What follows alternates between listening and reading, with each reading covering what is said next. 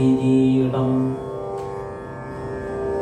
ഊർധ്വതിലകപ്രോദ്ഭാസിധാരാന്തരം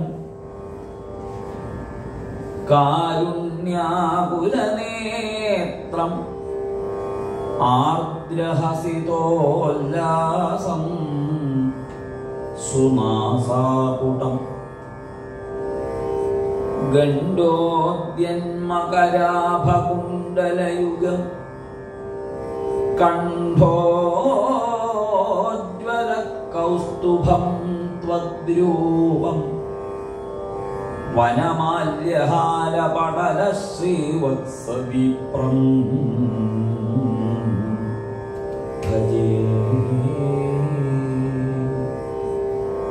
ഗുരുവായൂരപ്പനെ നിർഗുണനും നിരാകാരനുമായിരിക്കുന്ന ഭഗവാനെ സഗുണനും സാകാരനുമായിട്ട് കണ്ട് അതിൻ്റെ ആനന്ദാവേശത്തിൽ മേൽപ്പത്തൂർ ഇതുപോലെ വേറൊന്നില്ല എന്ന് ഉറപ്പിക്കാൻ പാകത്തിൽ സർവർക്കും സമ്മതമാകുന്ന വിധത്തിൽ തൻ്റെ അനുഭവത്തിൽ എങ്ങനെ ഗുരുവായൂരപ്പന്റെ ദിവ്യമായ ആ ബിംബം അതങ്ങനെ കണ്ടപ്പോൾ തനിക്കുണ്ടായ ആനന്ദ പാരവശ്യം അത് അദ്ദേഹം ഭംഗിയായിട്ട് അങ്ങ് പ്രകടിപ്പിച്ചു.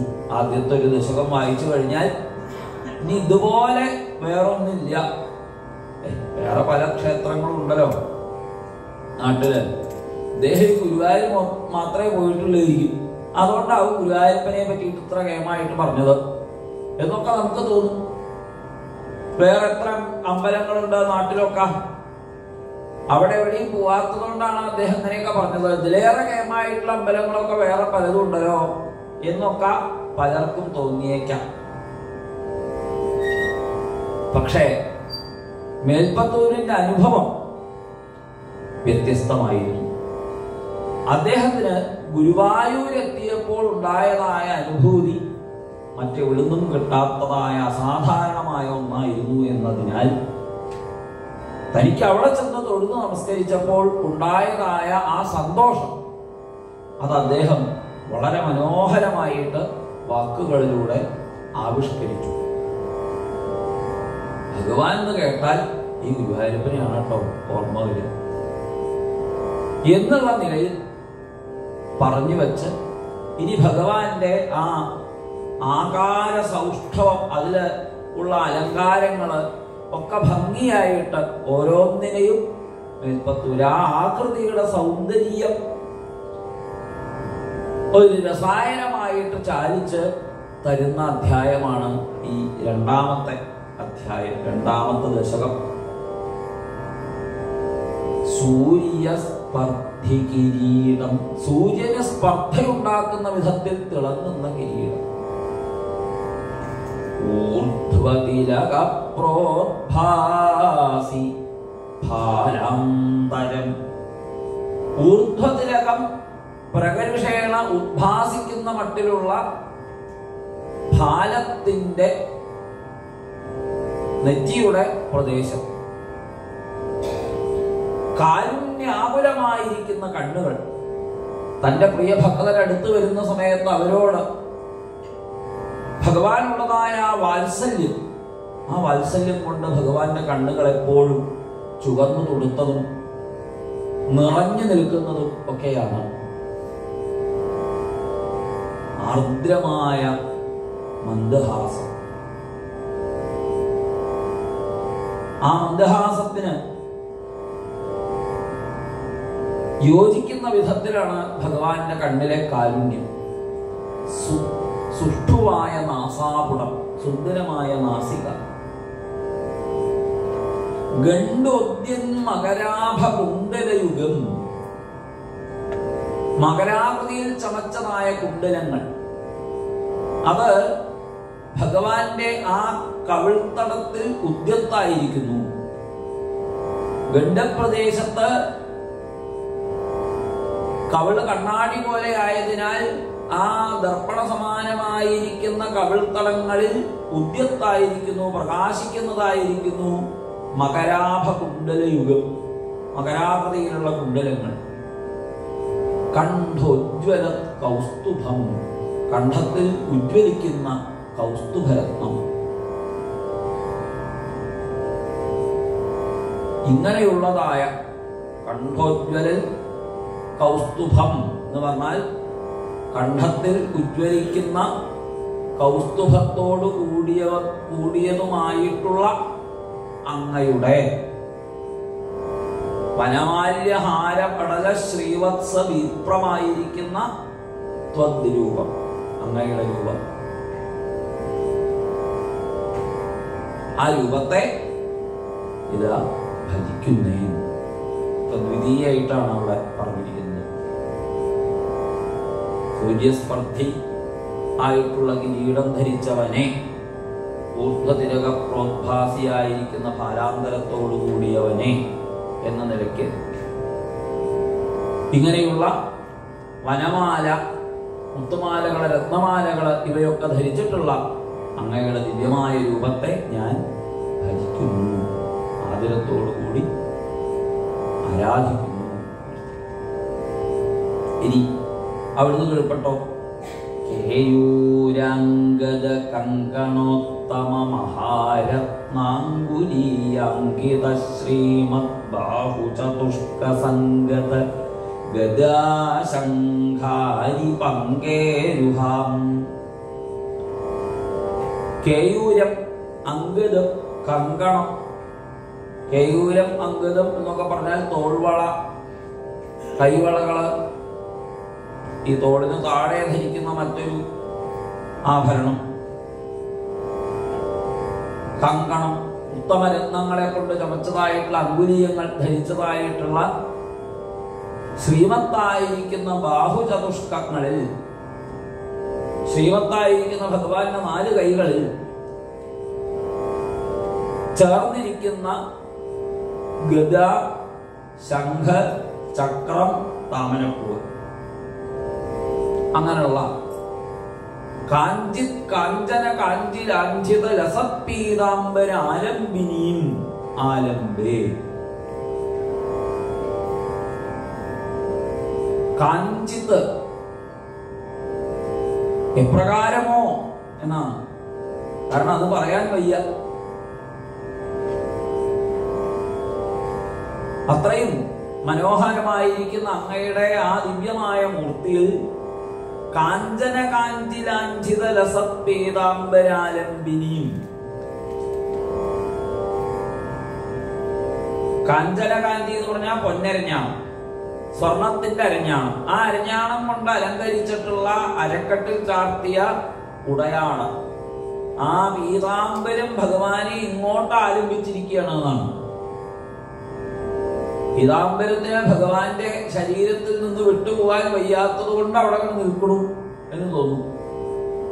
അങ്ങനെ പീതാംബരാലംബിനിയായിരിക്കുന്ന അങ്ങയുടെ വിമലാംബുജദ്യുതിപദാം, വിമലമായിരിക്കുന്ന നിർമ്മലമായിരിക്കുന്ന താമരപ്പൂവിനെ പോലെ പ്രശോഭിക്കുന്ന പാദത്തോടും കൂടിയ ആർത്തിച്ഛിതം തവ മൂർത്തി ആലംബേ. എല്ലാ ദുഃഖങ്ങളെയും തീർക്കുന്ന അങ്ങയുടെ ആ മൂർത്തിയെ ഞാനിതാ ആലംബിക്കുന്നേ, ശരണം പ്രാപിക്കുന്നേ എന്നർത്ഥം. ഇങ്ങനെയുള്ള 2 ശ്ലോകങ്ങളെ കൊണ്ട് ഭഗവാന്റെ കേശാദിപാദ് ഒന്നങ്ങനെ വർണ്ണിക്കുന്നു. മേൽപ്പത്തൂര് സുന്ദരമായ വാക്കുകളെ കൊണ്ട് ചമച്ചതായിട്ടുള്ള വളരെ യോഗ്യതയുള്ള ശ്ലോകങ്ങളാണ് ഇതൊക്കെ. ഇനിയാകട്ടെ, ഈ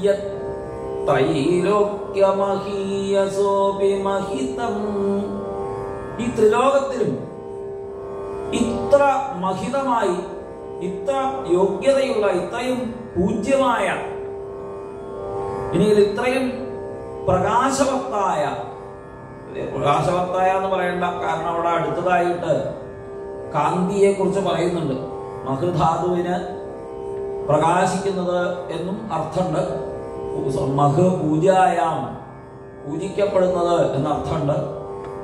അപ്പൊ ആ നിലയ്ക്കൊക്കെ മഹിതം എന്നതിന് പല അർത്ഥങ്ങളും കൽപ്പിക്കാമെന്നുണ്ടെങ്കിലും ഇവിടെ വീണ്ടും കാന്തം കാന്തിനിധാനതഃ അപി എന്ന് പറഞ്ഞിട്ടുള്ളതിനാൽ തേജസ് എന്നർത്ഥം അവിടെ എടുക്കാൻ പുറപ്പെടണ്ട.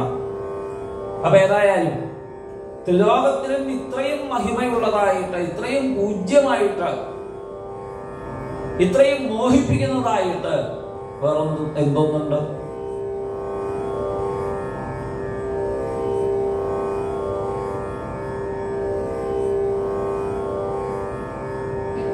ഒരു തവണ തൊഴുതവരൊക്കെ രണ്ടാമതൊന്നും കൂടി തൊഴണം എന്നേ തോന്നുള്ളൂ. അങ്ങനെ മോഹിപ്പിക്കുക. ഇത്രയും കാന്തിയുള്ളതായിട്ട്, ഇത്രയും പ്രകാശമുള്ളതായിട്ട് മറ്റെന്തുണ്ട് ഈ പ്രപഞ്ചത്തില്?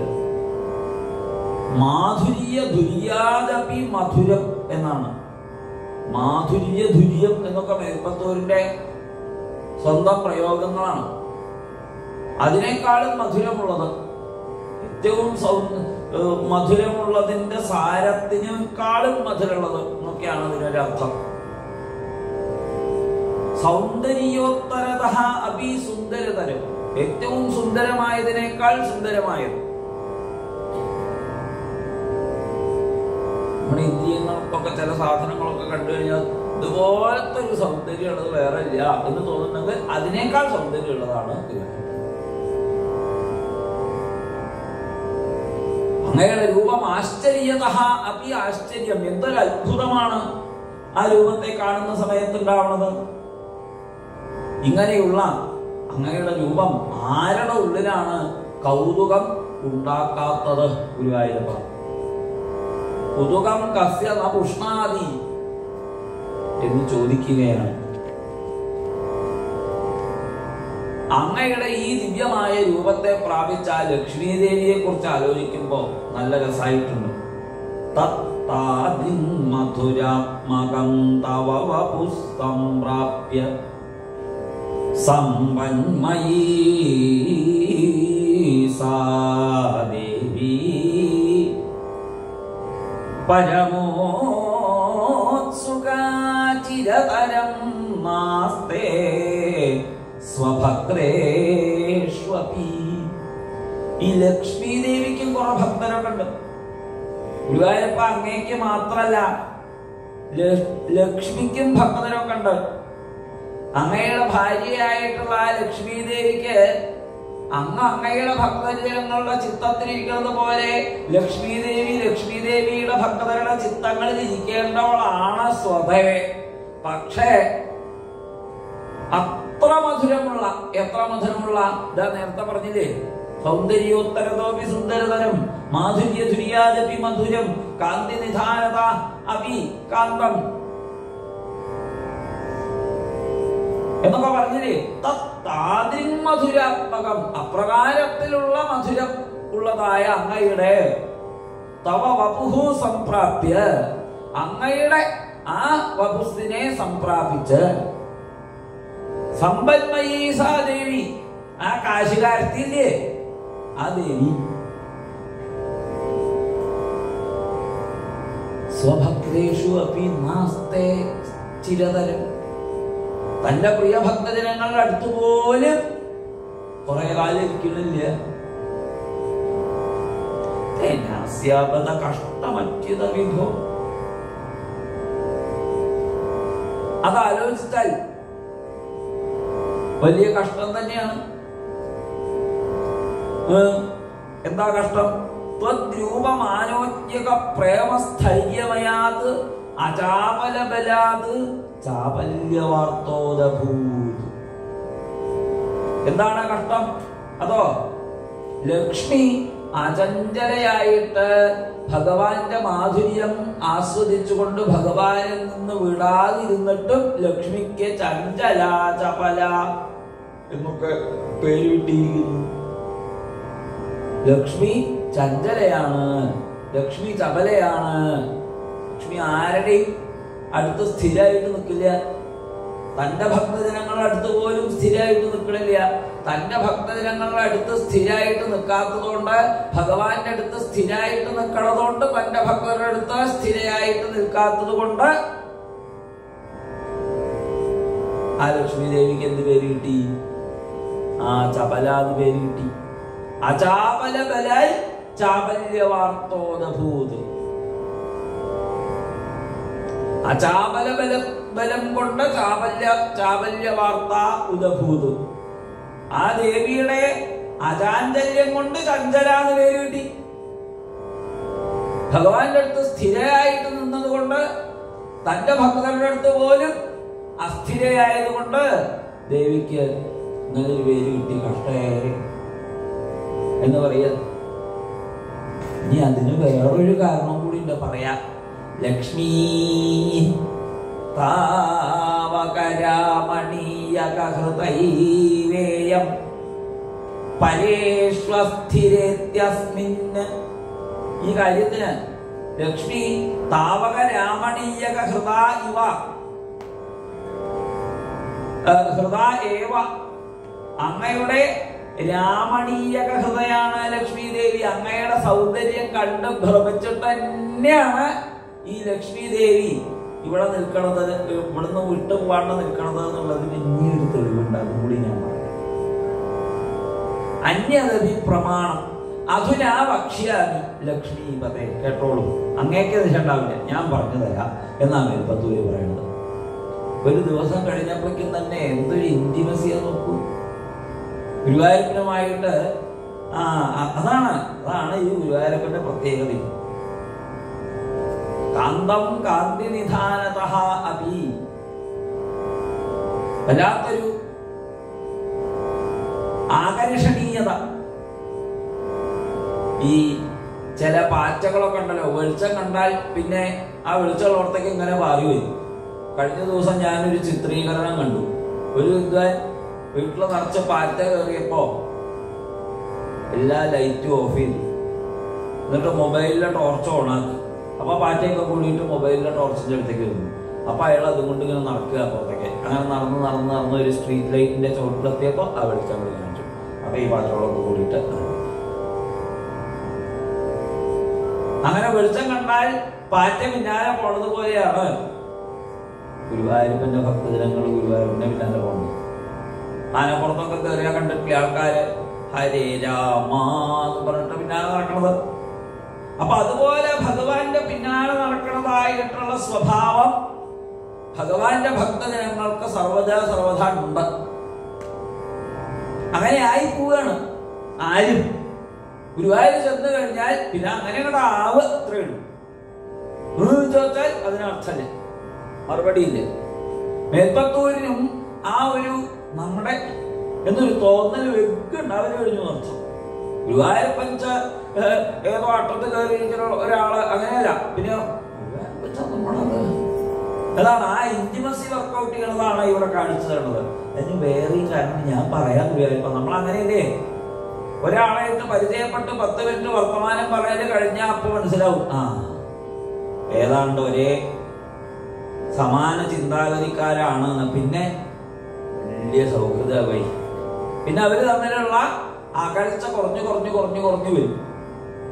അതുപോലെ ഗുരുവായൂരപ്പനെ ഭഗവാൻ എന്ന നിലയിൽ എവിടെയോ വെക്കല്ല, പിന്നെയോ എന്റെ അടുത്തിരുത്താണ് മേൽപ്പത്തൂര്. അഥവാ മേൽപ്പത്തൂരിനെ ഭഗവാൻ, മേൽപ്പത്തൂര് ഒരു വാദകാരൻ കൊട്ടേരി എന്തോ എഴുതാമെന്നുണ്ട്. കുറച്ചൊക്കെ സംസ്കൃതമൊക്കെ വശം അതൊക്കെ ഒരു ശ്ലോകരചനയിലൊക്കെ കമ്പുള്ള ആളാണെന്ന് ഉണ്ടാവണം. അത് കൂടിയിട്ടുണ്ട്. അങ്ങനെയല്ല, ഇവിടെ വരിക എന്ന് പറഞ്ഞ് ഭഗവാൻ തൊട്ടടുത്ത് ഇരുത്തിയതുപോലെ ഞാൻ വർത്തമാൻ അവര് തമ്മിലുള്ള ആ കോൺവെർസേഷനാണ് നാരായണീയം എന്നർത്ഥം.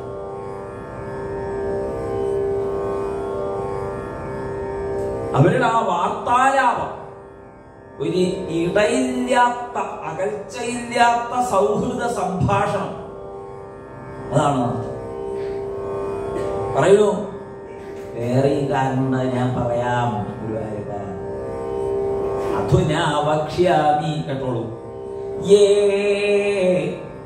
ത്വധ്യാന ഗുണാനുകീർത്തന രസാസക്താഹി ഭക്താ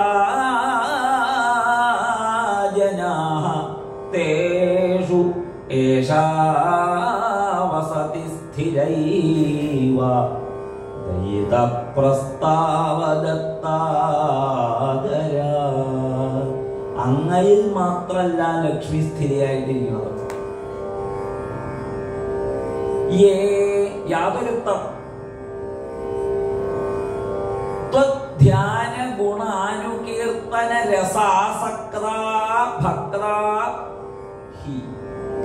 യാതൊരുത്തർ അങ്ങയുടെ ഗുണാനുകീർത്തനത്തിന്റെയും ധ്യാനത്തിന്റെയും രസത്തിൽ ആസക്തരായിരിക്കുന്ന ഭക്തരായി വർത്തിക്കുന്നുവോ തേഷു അവരിൽ ഏഷാ ചപല ചഞ്ചല യാ ദേവി സാ സമ്പന്മയി ദേവി സ്ഥിര ഏവ വസതി. യാതൊരു സമ്പന്മയിയായിരിക്കുന്ന ആ ചഞ്ചലയും ചപലയുമായി പേര് കേട്ടിട്ടുള്ള ദേവിയോ ആ ദേവി സ്ഥിരയായിട്ട് വർത്തിക്കുന്നു, വസിക്കുന്നു. എന്തുകൊണ്ട്? ദയിതപ്രസ്താവത്തിൽ ദത്താദരയാണ് ദേവി. നമുക്കൊക്കെ ഗുരുവായൂരപ്പന്റെ കഥ കേൾക്കുമ്പോ അവിടുന്ന് നീറ്റ് പോകാൻ തോന്നും, ചിലർക്ക് തോന്നുന്നു ഇതൊക്കെ എത്ര കേട്ടതാണ്. എന്നാൽ ശരിയായ ഭക്തജനങ്ങൾക്ക് എന്താ തോന്നുക? ഒരു തവണ കേട്ട എന്താണ് ശ്രുതജ്ഞഃ നിത്യനൂതനാഹ. ശ്രുതജ്ഞർക്ക് നിത്യനൂതനങ്ങളാണ് കൃഷ്ണകഥകൾ. എൽപ്പത്തൂരിന്റെ തന്നെ ഒരു പ്രയോഗം പ്രതിനിമിഷ നവീനൻ എന്നാണ് ഗുരുവായൂരപ്പനെ. പ്രതിനിമിഷ നവീനായ വിഷ്ണു, പ്രതിനിമിഷ നവീനായ ഭദ്രേ എന്നിങ്ങനെ ആ ഏകാദശ സ്കന്ധത്തിലുള്ള വിഷയങ്ങൾ പറയുന്ന സമയത്ത് കാണാലോ. പ്രതിനിമിഷ നവീനൻ, പ്രതിനിമിഷ നവീനൻ വെച്ചാൽ ഓരോ നിമിഷവും ഗുരുവായൂരപ്പന്റെ ഏത് കാര്യവും പുതുപുത്തന. അതെന്താ ഡ്രസ്സൊക്കെ ഇടയ്ക്കിടയ്ക്ക് മാറ്റണതോന്നോ? അങ്ങനെയുള്ള പുത്തനല്ല. ഗുരുവായൂരപ്പനെ കുറിച്ച് എന്ത് കേൾക്കുമ്പോഴും അത്യമായിട്ട് കേൾക്കണ പോലത്തെ ഒരു സുഖ. കുന്തിസ്തുതിയിലെ ഭാഗവതത്തില് അപുനർഭവദരിശനൻ എന്ന് ഭഗവാനെ വിളിക്കുന്നു. അപുനർഭവദരിശനം, അപുനർഭവദരിശനം, ഭഗവത് ദർശനം, അപുനർഭവദരിശനം. ഭഗവാനെ കാണുക എന്ന് പറഞ്ഞാൽ അത് അപുനർഭവ ദർശനമാണ്. ഇതിന്റെ യഥാർത്ഥത്തിലുള്ള അർത്ഥം എന്താണ്? പുനർഭവത്തെ, ഭഗവാനെ ദർശിച്ചവർക്ക് പുനർഭവം ദർശിക്കേണ്ടി വരില്ല. അതായത് അവർക്ക് ഇനിയൊരു അടുത്തൊരു ലൈഫ്, ഇനി വേറൊരു ജന്മം എന്നത് കാണേണ്ടി വരില്ല എന്നാണ് അതിന്റെ അർത്ഥം. അതിന് തമിഴ്നാട്ടിലെ മഹാപണ്ഡിതനായിട്ടുള്ള കൃഷ്ണപ്രേമി എന്ന മഹാത്മാവ് ഒരു വ്യാഖ്യാനം പറയാറുണ്ട്. അത്രയും എന്താ അത്? ആ പുനർഭവ ദർശനം ഒരു തവണ കണ്ടു, അടുത്ത തവണ ഇതുപോലെ കണ്ടില്ല കേട്ടോ. ഇപ്പൊ കണ്ടത് കണ്ടു, ഇനി കാണുമ്പോ പുതിയതാ. ഇപ്പൊ ഒരു തവണ കണ്ടാൽ ആ രൂപം ഇപ്പൊ മാത്രമേ ഉള്ളൂ. ഞാൻ അടുത്ത നിമിഷം ഇതുപോലെ ആവില്ല, മറ്റൊരു രീതിയിലാവും. അതാണ് ഭഗവാന്റെ പ്രതിനിമിഷ നവീനത്വം. ഒരു തവണ കണ്ടതുപോലെ രണ്ടാമത് കാണാൻ പറ്റില്ല അർത്ഥം. ഒരു തവണ കണ്ടത് അന്ന് മാത്രമേ അങ്ങനെ ഉള്ളൂ, രണ്ടാമത്തെ തവണ കാണുമ്പോൾ വേറൊരു തരവും. അപ്പൊ ആസ്വദിച്ചിട്ടുള്ളവർക്ക് രണ്ടാമത്തെ തവണ ആസ്വദിക്കുന്ന സമയത്ത് ആദ്യം ആസ്വദിച്ചതിനേക്കാളും സ്വാദ് കൂടുക, അങ്ങനെയുള്ളൂ, കുറയ അങ്ങനെയല്ല. അപ്പൊ അങ്ങനെ വീണ്ടും വീണ്ടും ഭഗവാനെ കുറിച്ച് ആസ്വദിച്ചു കൊണ്ടിരിക്കുന്ന ധ്യാന ഗുണാനുകീർത്തന രസാസക്ത ഭക്തജനാഃ യേ തേഷു ഏഷാ ദയിതപ്രസ്താവദത്താദരാ സ്ഥിരൈവ വസതി. അവരിൽ ഇവൾ ദയിതപ്രസ്താവദത്താദരയായിരിക്കുന്ന ഇവൾ സ്ഥിരയായി വസിക്കുന്നു. ആരെ? ലക്ഷ്മീദേവി. അതാണ്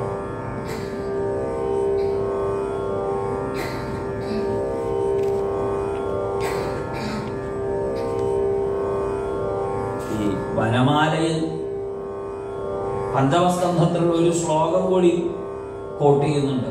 പഞ്ചമസ്കന്ധത്തില് കേതുമാലേപി ഭഗവാൻ കാമദേവസ്വരൂപേണ ലക്ഷ്മ്യാഃ ലക്ഷ്മീദേവിയോട് കൂടിയിട്ട് ലക്ഷ്മീദേവിയാൽ സ്തുതിക്കപ്പെട്ടുകൊണ്ട് കേതുമാലത്തിലിരിക്കുന്ന കാമദേവ സ്വരൂപനായ ഭഗവാനെ കുറിച്ച് പറയുന്നുണ്ട്. അവിടെ ലക്ഷ്മീദേവിയുടെ സ്തുതി ഉണ്ട്. ആ സ്തുതിയിലത്തെ ഒരു ശ്ലോകം അവിടെ കോട്ട് ചെയ്യുന്നു. മൽപ്രാപ്തയേശുരാസുരാദയസ്തപ്യന്ത ഉഗ്രന്തപ ഐന്ദ്രിയേധിയ ഹൃദേ ഭവത്പാദപരായണം നമാം വിന്ദന്ത്യഹം ത്വദ്ഹൃദയാ യതോചിതാ. അല്ലയോ ഭഗവാനെ, ചില ആളുകള് എന്നെ കിട്ടാൻ വേണ്ടിയിട്ട്, എന്നെ പ്രാപിക്കാൻ വേണ്ടിയിട്ട് അജേശസുരാസുരാദയാന്നാണ്. ബ്രഹ്മാവ് മുതൽക്കുള്ള ആൾക്കാര് എന്റെ പിന്നാലെ നടക്കുന്നുണ്ട്. ആരുടെ പിന്നാലെ? ലക്ഷ്മിയുടെ പിന്നാലെ. ഉഗ്രം തപഹ തപ്യന്തേ, അതികഠിന തപസ്സൊക്കെ അവര് ചെയ്യുന്നുണ്ട്. അവർക്കറിയില്ലോ ഞാനിരിക്കുന്നത് അങ്ങയുടെ ഹൃദയത്തിലാണെന്ന്. അങ്ങേ കിട്ടിയാലേ എന്നെ കിട്ടുള്ളൂ എന്ന് അവർക്ക് അറിയുന്നില്ല.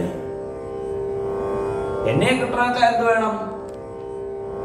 അങ്ങയെ ആദ്യം കിട്ടണം. ഇത് അവർക്ക് അറിയണില്ല. ഞാൻ അങ്ങയുടെ ഹൃദയത്തിൽ വസിക്കുന്നവളാണ്. അഥവാ ആരുടെ ഹൃദയത്തിൽ അങ്ങിരിക്കുന്നുവോ അവർക്ക് മാത്രമേ എന്നെ കിട്ടുള്ളൂ എന്ന് അവരറിയുന്നു എന്ന്. ഭാഗവതാണ് ഇതിനൊക്കെ ബേസ്. അവിടുന്നാണ് ഇതൊക്കെ വരുന്നത്. ഇത്തരം ആശയങ്ങളൊക്കെ എവിടുന്ന് വരുന്നതാണ്?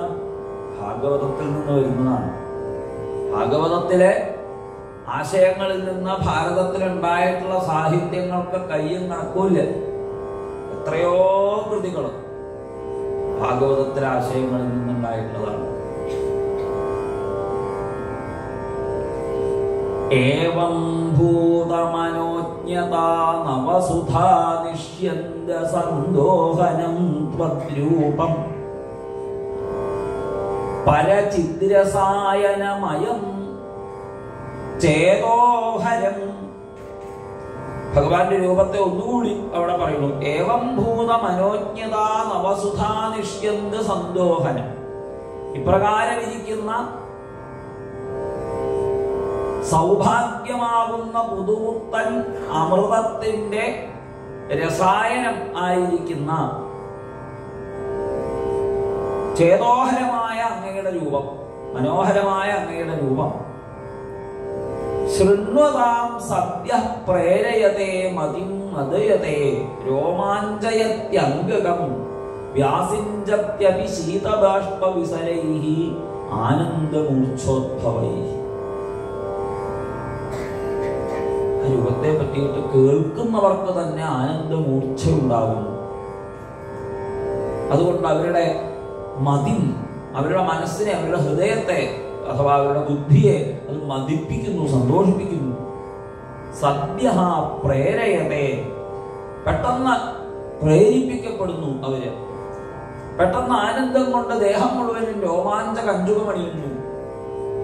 ഇങ്ങനെയൊക്കെ ഒരാനന്ദം ഭക്തജനങ്ങൾക്ക് ഭഗവാനെ സ്മരിക്കുമ്പോഴേക്കും തന്നെ ഉണ്ടാവുന്നു എന്നർത്ഥം. ഇതൊക്കെ ഉണ്ടാവുന്നത് ഭക്തി കൊണ്ടാണ്. ആ ഭക്തി യോഗം മറ്റ് രണ്ട് പ്രധാനപ്പെട്ട യോഗങ്ങളെ സംബന്ധിച്ചും ചിന്തിച്ചാൽ യോഗീശ്വരന്മാരാൽ ഉത്തമതരമാണ് എന്ന് ഭൃശങ്കീയതേ. എന്താണ്? ഏവം ഭൂതതയാഹി, ഇപ്രകാരത്തിൽ ഭഗവാന്റെ രൂപത്തെ കുറിച്ച് ശ്രവിക്കുന്നത് നിമിത്തമായിട്ട് തന്നെ ഇങ്ങനെ ഒരു ചിത്താദ്രീഭാവം വരുത്താൻ കഴിവുണ്ട് എന്നതിനാൽ മറ്റ് രണ്ട് യോഗദ്വയാത് ഭൃശം ഉത്തമതരഃ ഇതി യോഗീശ്വരൈഹി ഗീയത്തെ. മറ്റ് രണ്ട് മാർഗങ്ങൾ എന്ന് വെച്ചാൽ കർമ്മം, ജ്ഞാനം ആണ്. കർമ്മജ്ഞാനമയാത് ഉത്തമതര. കർമ്മജ്ഞാനങ്ങളെ ആകുന്ന വഴികളിൽ വെച്ച് ഭക്തിയാകുന്ന യോഗമാർഗം കുറച്ചുകൂടി ഉത്തമമാണ് എന്ന് യോഗീശ്വരന്മാർ പറയുന്നു.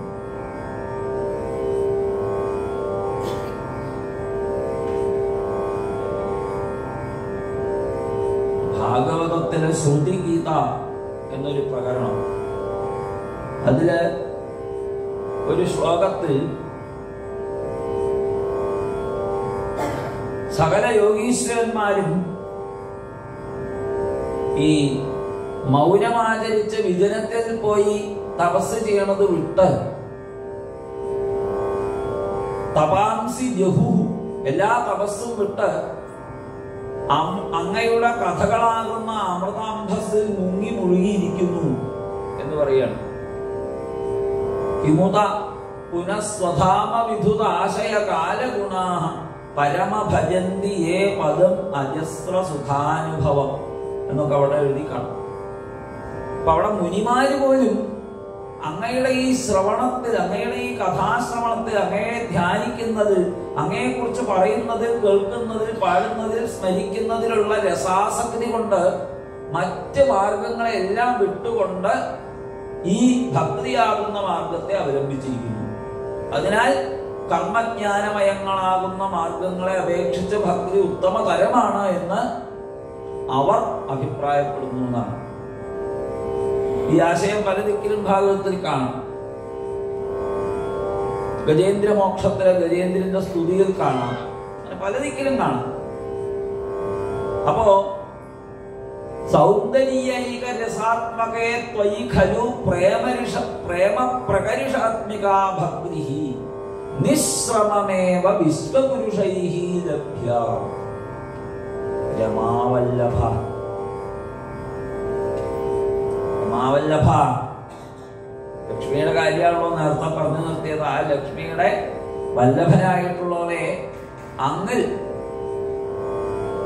സൗന്ദര്യൈക രസാത്മകനായിരിക്കുന്ന, സൗന്ദര്യം എന്ന ഒരേ ഒരു രസം, ആ രസത്തിന്റെ തന്നെ ശരീരത്തോടു കൂടിയിരിക്കുന്ന അല്ലയോ ഭഗവാനെ, അങ്ങിൽ വിശ്വപുരുഷന്മാർക്ക്, സാമാന്യ ജനങ്ങൾക്ക്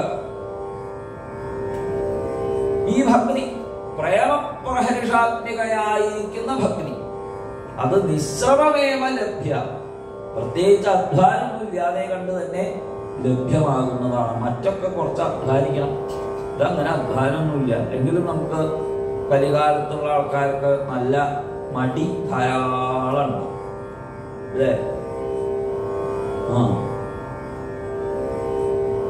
അപ്പൊ നല്ല മടിയുള്ള ആൾക്കാരായതുകൊണ്ട് രാവിലെ നേരത്തേക്ക് വരിക എന്നൊക്കെ പറഞ്ഞാൽ നമുക്ക് ബുദ്ധിമുട്ടാവും. ഇങ്ങനെ എത്ര വിളിച്ചാൽ മുക്കണീറ്റ് വരിക, 10 മണിയൊക്കെ എവിടേക്കും വരാൻ പറ്റുമെന്ന് നോക്കാം. ഉച്ചയ്ക്ക് ഊണ് കഴിഞ്ഞാൽ പിന്നെ കുറച്ചു നേരം കിടക്കൽ പതിവുള്ളത് മുടക്കാൻ പറ്റില്ല. ഊണ് കഴിഞ്ഞാൽ ഒന്ന് പോണൊക്കെ ഉണ്ടാവും. പിന്നെ വൈകുന്നേരം പറ്റിയ വരാം. പിന്നെ വൈകുന്നേരം ആവുമ്പോ തോന്നും ഇനിയിപ്പോ ആദ്യം കഴിഞ്ഞ് വീട്ടിൽ പുറപ്പെട്ട ഡ്രസ്സൊക്കെ ഇട്ട് അവിടെ എത്തുമ്പോഴേക്ക് അത് കഴിക്കും, ഇപ്പൊ നാളെ പോയിക്കളയാം, അങ്ങനെ തോന്നും. മന്ദാസു മന്ദമതയ മന്ദഭാഗ്യാഹ്യുപദ്രുത ഭൂരീണി ഭൂരി കർമാണി ശ്രോതവ്യാനി വിഭാഗശ. ധാരാളം അറിയേണ്ടതായ കാര്യങ്ങൾ ഉണ്ടാച്ചാലും മന്ദബുദ്ധികളായിട്ടുള്ള ആളുകളാണ് കലികാലത്ത് എന്നുള്ളതിനാൽ അവർക്ക് പൊതുവെ അധ്വാനം ഒന്നും അത്ര താല്പര്യമില്ല, വേർപ്പിന്റെ സുഖമുള്ള. അപ്പൊ അങ്ങനെയുള്ള ആളുകൾക്ക് ഈ മാർഗം വലിയ തരക്കല്ല. ഏത് മാർഗം? ഭഗവാനെ കുറിച്ച് കേൾക്കുക, പറയുക, കീർത്തിക്കുക, സ്മരിക്കുക എന്ന ഭക്തിയാകുന്ന മാർഗം നിശ്രമമേവ വിശ്വപുരുഷൈഃ ലഭ്യ.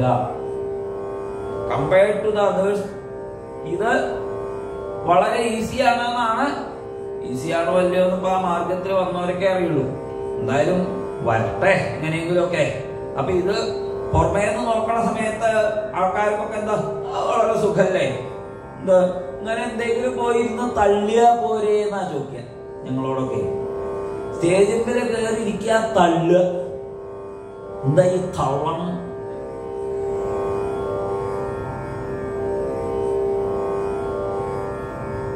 കേൾക്കണവരോടും ചോദിക്കും, അവിടെ പോയി ഇങ്ങനെ വായം പൊളിച്ചിരിക്കല്ലേ വേണ്ടു.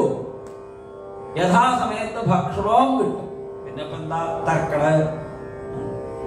പക്ഷെ യഥാർത്ഥത്തിൽ കേൾക്കാനും പറയാനും ആരംഭിച്ചിട്ടുള്ള ആൾക്കാരൊക്കെ അതിന് ശ്രമമുണ്ടോ ശ്രമമില്ലേ എന്ന് മനസ്സിലാവുള്ളൂ.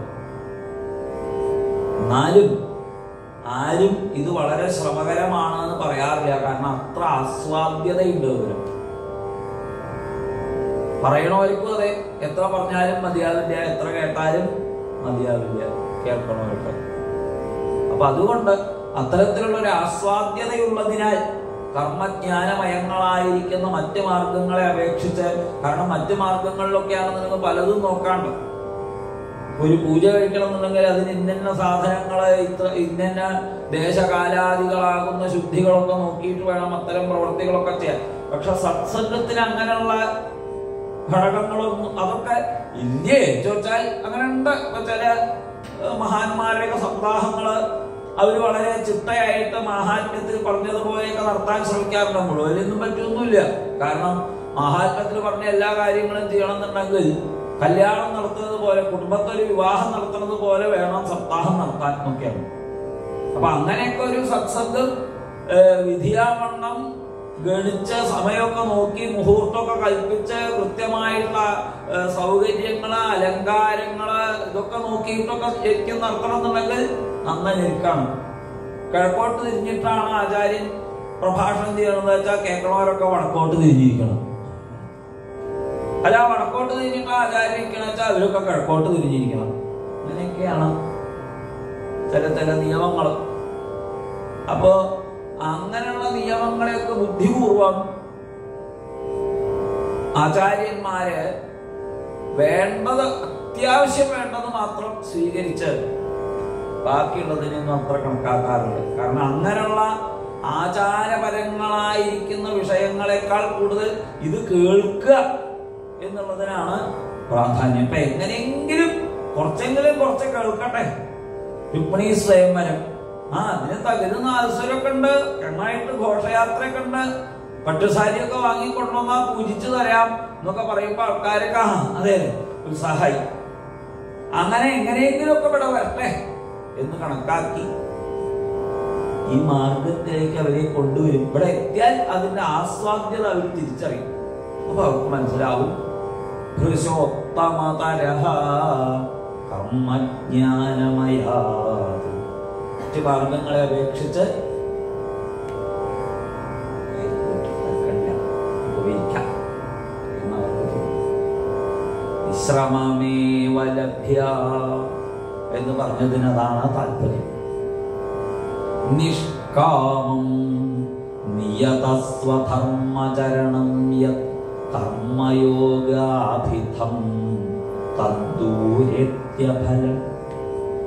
ഇനി അതൊന്നുകൂടി എക്സ്പ്ലെയിൻ ചെയ്യണം. എന്തുകൊണ്ടാണ് മേൽപ്പത്തൂർ ഇങ്ങനെ പറഞ്ഞത്? അതോ നിഷ്കാമ കർമ്മം ആചരിക്കുക, ഒരു കർമ്മം ചെയ്യുക, അതിലൊരാഗ്രഹവും ഇല്ലാതിരിക്കുക, ഫലത്തെ ചിന്തിക്കാതെ കണ്ട് പ്രവൃത്തി എടുക്കാൻ സാധിക്കും. അത് എളുപ്പമാണ്. അത് സാധ്യമാണോ? സാധ്യമല്ല. തദ്ദൂരേത്യഫലം. ഇനി അങ്ങനെ ചെയ്താൽ തന്നെ നിഷ്കാമ കർമ്മം ചെയ്താലും ഒരുപാട് കാലം അധ്വാനിച്ചാൽ കുറച്ച് ഒരു മനഃശുദ്ധി ഉണ്ടാവും. ആ കർമ്മയോഗം അത് വളരെ കാലം കഴിഞ്ഞ് മാത്രം ഫലം നൽകുന്നതാണ്. ഇനി ഉപനിഷജ്ഞാനമാണ് അടുത്തത്. അത് തത്വ അവ്യക്തതയാ സുദുർഗമതരം. അത് അവ്യക്തത കൊണ്ട് ദുർഗമതരമാണ്. ആരൊക്കെ? വിശ്വപുരുഷൈഹി. സാധാരണ ജനങ്ങളൊക്കെ തത്വജ്ഞാനം സമ്പാദിക്കുക എന്ന് പറയുന്നത് അവ്യക്തമായിരിക്കുന്ന ഒരു വിഷയമാണ്. മിക്കവാറും ഈ വേദാന്തം കേൾക്കുക എന്ന് പറഞ്ഞാൽ പൊതുവെ ഒരു നസ്യം തന്നെ ഉണ്ട്. വരട്ട് വേദാന്തം, അങ്ങനെ ഒരു ഭാഷയുണ്ട്. വരട്ട് വേദാന്തം വളരെ വരണ്ടതാണ്, വളരെ ഡ്രൈ സബ്ജക്റ്റാണ്. എന്ത് വേദാന്തം കാര്യമായിട്ടാണ് പറയലാണ് വേദാന്തം. ഇത് വേറെ കളിയൊന്നുമില്ല.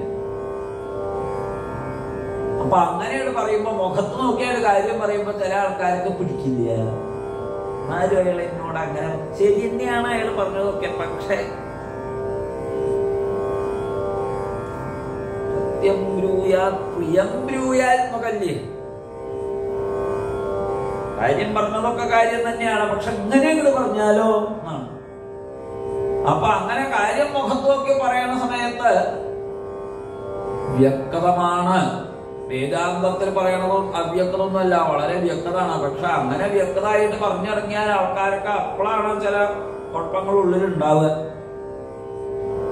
വേദാന്ത ദൃഷ്ടിയെ ചിന്തിക്കുന്ന സമയത്ത് നമ്മുടെയൊക്കെ ജീവിതം എത്ര മാറ്റി മറിക്കേണ്ടതായിട്ട് വരും. പക്ഷെ അങ്ങനെ പറ്റുമോ? ഇവിടെ ഇപ്പൊ അങ്ങനെ പാന്റും ഷർട്ടും ഒക്കെ ഇട്ടിരുന്നിട്ട് നാരായണീയം പറഞ്ഞാൽ എന്താ കുഴപ്പം? വല്ല കുഴപ്പമുണ്ടോ? ഒരു കുഴപ്പമില്ല. പക്ഷെ അങ്ങനെ പറഞ്ഞു നോക്കട്ടെ, എപ്പോഴാ കുഴപ്പം എന്താന്ന് അറിയില്ലേ?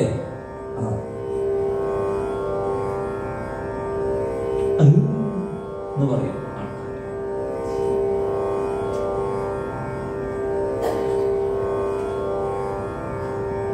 കാരണങ്ങൾ പലതും ഉണ്ട്, കണക്കാക്കാം. എന്തായാലും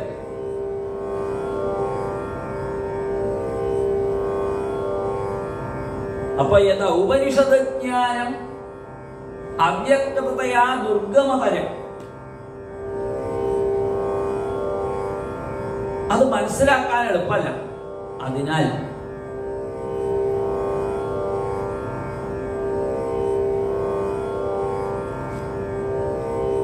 പ്രേമാത്മക ഭക്തിരേവ സതതം സ്വാധീയസി ശ്രേയസി. അങ്ങനെ പ്രേമം ചെയ്യുകയാകുന്ന ഭക്തി തന്നെ ഏറ്റവും സ്വാദിഷ്ടവും ശ്രേയസ്കരവുമായിരിക്കുന്നു. അങ്ങനെ പ്രേമിക്കുക, ഭഗവാനെ പ്രേമിക്കുക, അത് മറ്റുള്ളവയെ അപേക്ഷിച്ച് വളരെ എളുപ്പമാണ്. പ്രത്യേകിച്ചും നോർത്ത് ഇന്ത്യയിലൊക്കെ ധാരാളം ഈ ലഡ്ഡു ഗോപാലിനെ കൊണ്ടു നടക്കുന്ന ആൾക്കാരെ കാണാലോ. അവരതിന് തണുപ്പ് വരണ സമയത്ത് കമ്പിളിപ്പുറപ്പ് ഇടിക്കും, വേനൽക്കാലായ കോട്ടൺ ഡ്രസ് ഇടിക്കും, പാല് കൊടുക്കും, വെണ്ണ കൊടുക്കും, ലഡ്ഡു കൊടുക്കും, ചിലപ്പോൾ ചീത്തയും പറയും. ഏതെങ്കിലും അമ്പലത്തിൽ തൊഴാൻ പോകുമ്പോൾ കൊട്ടയില് ആ ഗോപാലിനെ എടുത്തുകൊണ്ട് പോകും, അല്ലേ? തൊഴാൻ കിടക്കും. ആരാധിയോ? ഗുരുവായൂരപ്പനാണ്, നല്ലോണം തൊഴു നോക്ക, ഗുരുവായൂരപ്പനോട് തന്നെ അവർ പറയും. അങ്ങനെയൊക്കെ ചെയ്യും. അപ്പൊ അങ്ങനെ ഒരു പ്രേമഭാവമാണ്, അവരുടെ ഒരു ഫാമിലി മെമ്പറാണ് ഗുരുവായൂരപ്പൻ, അവിടെയുള്ള ഒരു കുട്ടി എന്നതുപോലത്തെ ഒരു ഭാവം, പ്രേമഭാവം.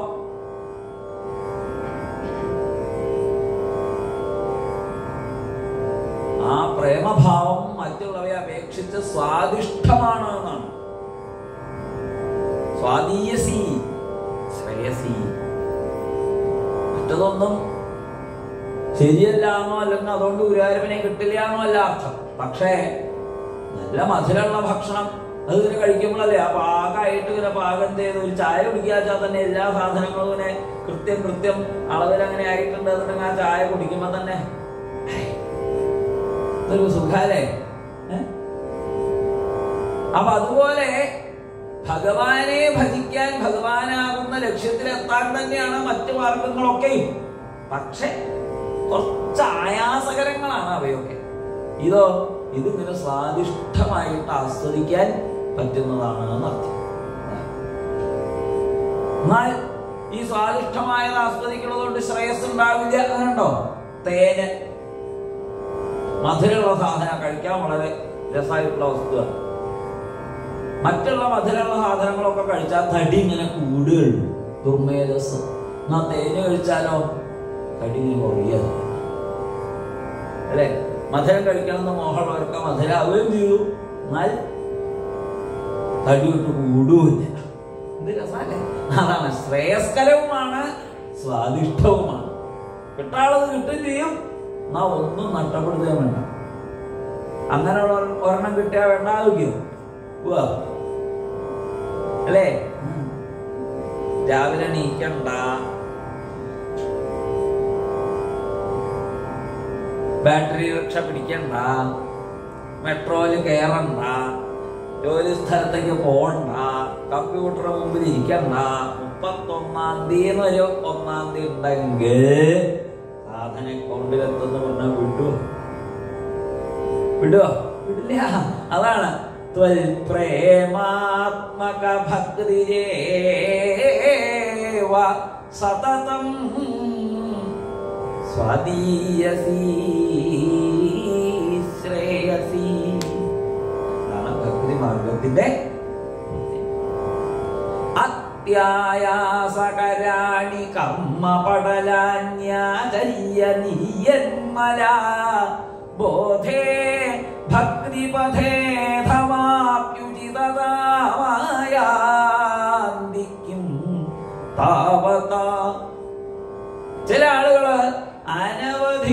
കഷ്ടപ്പെട്ട് കർമ്മജ്ഞാനമയങ്ങളായിരിക്കുന്ന മാർഗത്തിലൂടെ നടന്ന് ഓടി പിടിച്ച് കുന്നും കുണ്ടൊക്കെ ചാടി കയറി അവസാനം ഈ ഭക്തിയിലേക്ക് എത്തി. ഇവിടെ താനായിരുന്നു ഞാൻ ഇത്രയും പറഞ്ഞു വന്നത്. ആദ്യമേ അവിടെ കണ്ടതാ. പക്ഷെ അതൊക്കെ പുച്ഛം. നാരായണ നാരായണ ചോദിച്ചിരിക്കുക, വേറെ പണിയൊന്നും ഇല്ല. ഇതൊക്കെ എന്ത് എന്ന് ആദ്യം തോന്നി. അങ്ങനെ കർമ്മജ്ഞാനമയങ്ങളായ വഴിയിലൂടെ കുറെ സഞ്ചരിച്ചു. അവസാനം ഞാൻ യാതൊരു മാർഗത്തിലൂടെ സഞ്ചരിക്കണത് ശരിയല്ല എന്ന് വിചാരിച്ചോ, ആ മാർഗത്തിലും ഈ മാർഗത്തിലും പറയുന്നത് ഒരേ സംഗതിയാണ് എന്ന് ഒരിക്കൽ തിരിച്ചറിവുണ്ട്. അതുവരെ ഭക്തി മോശം, ഈ ചില ആൾക്കാരൊക്കെ മറ്റുള്ളത് മോശം, ഇത് കേമം, അങ്ങനെ അഭിപ്രായം ഓരോന്നിനുള്ളവർക്കുണ്ട്. പക്ഷെ അത് ശരിയല്ല.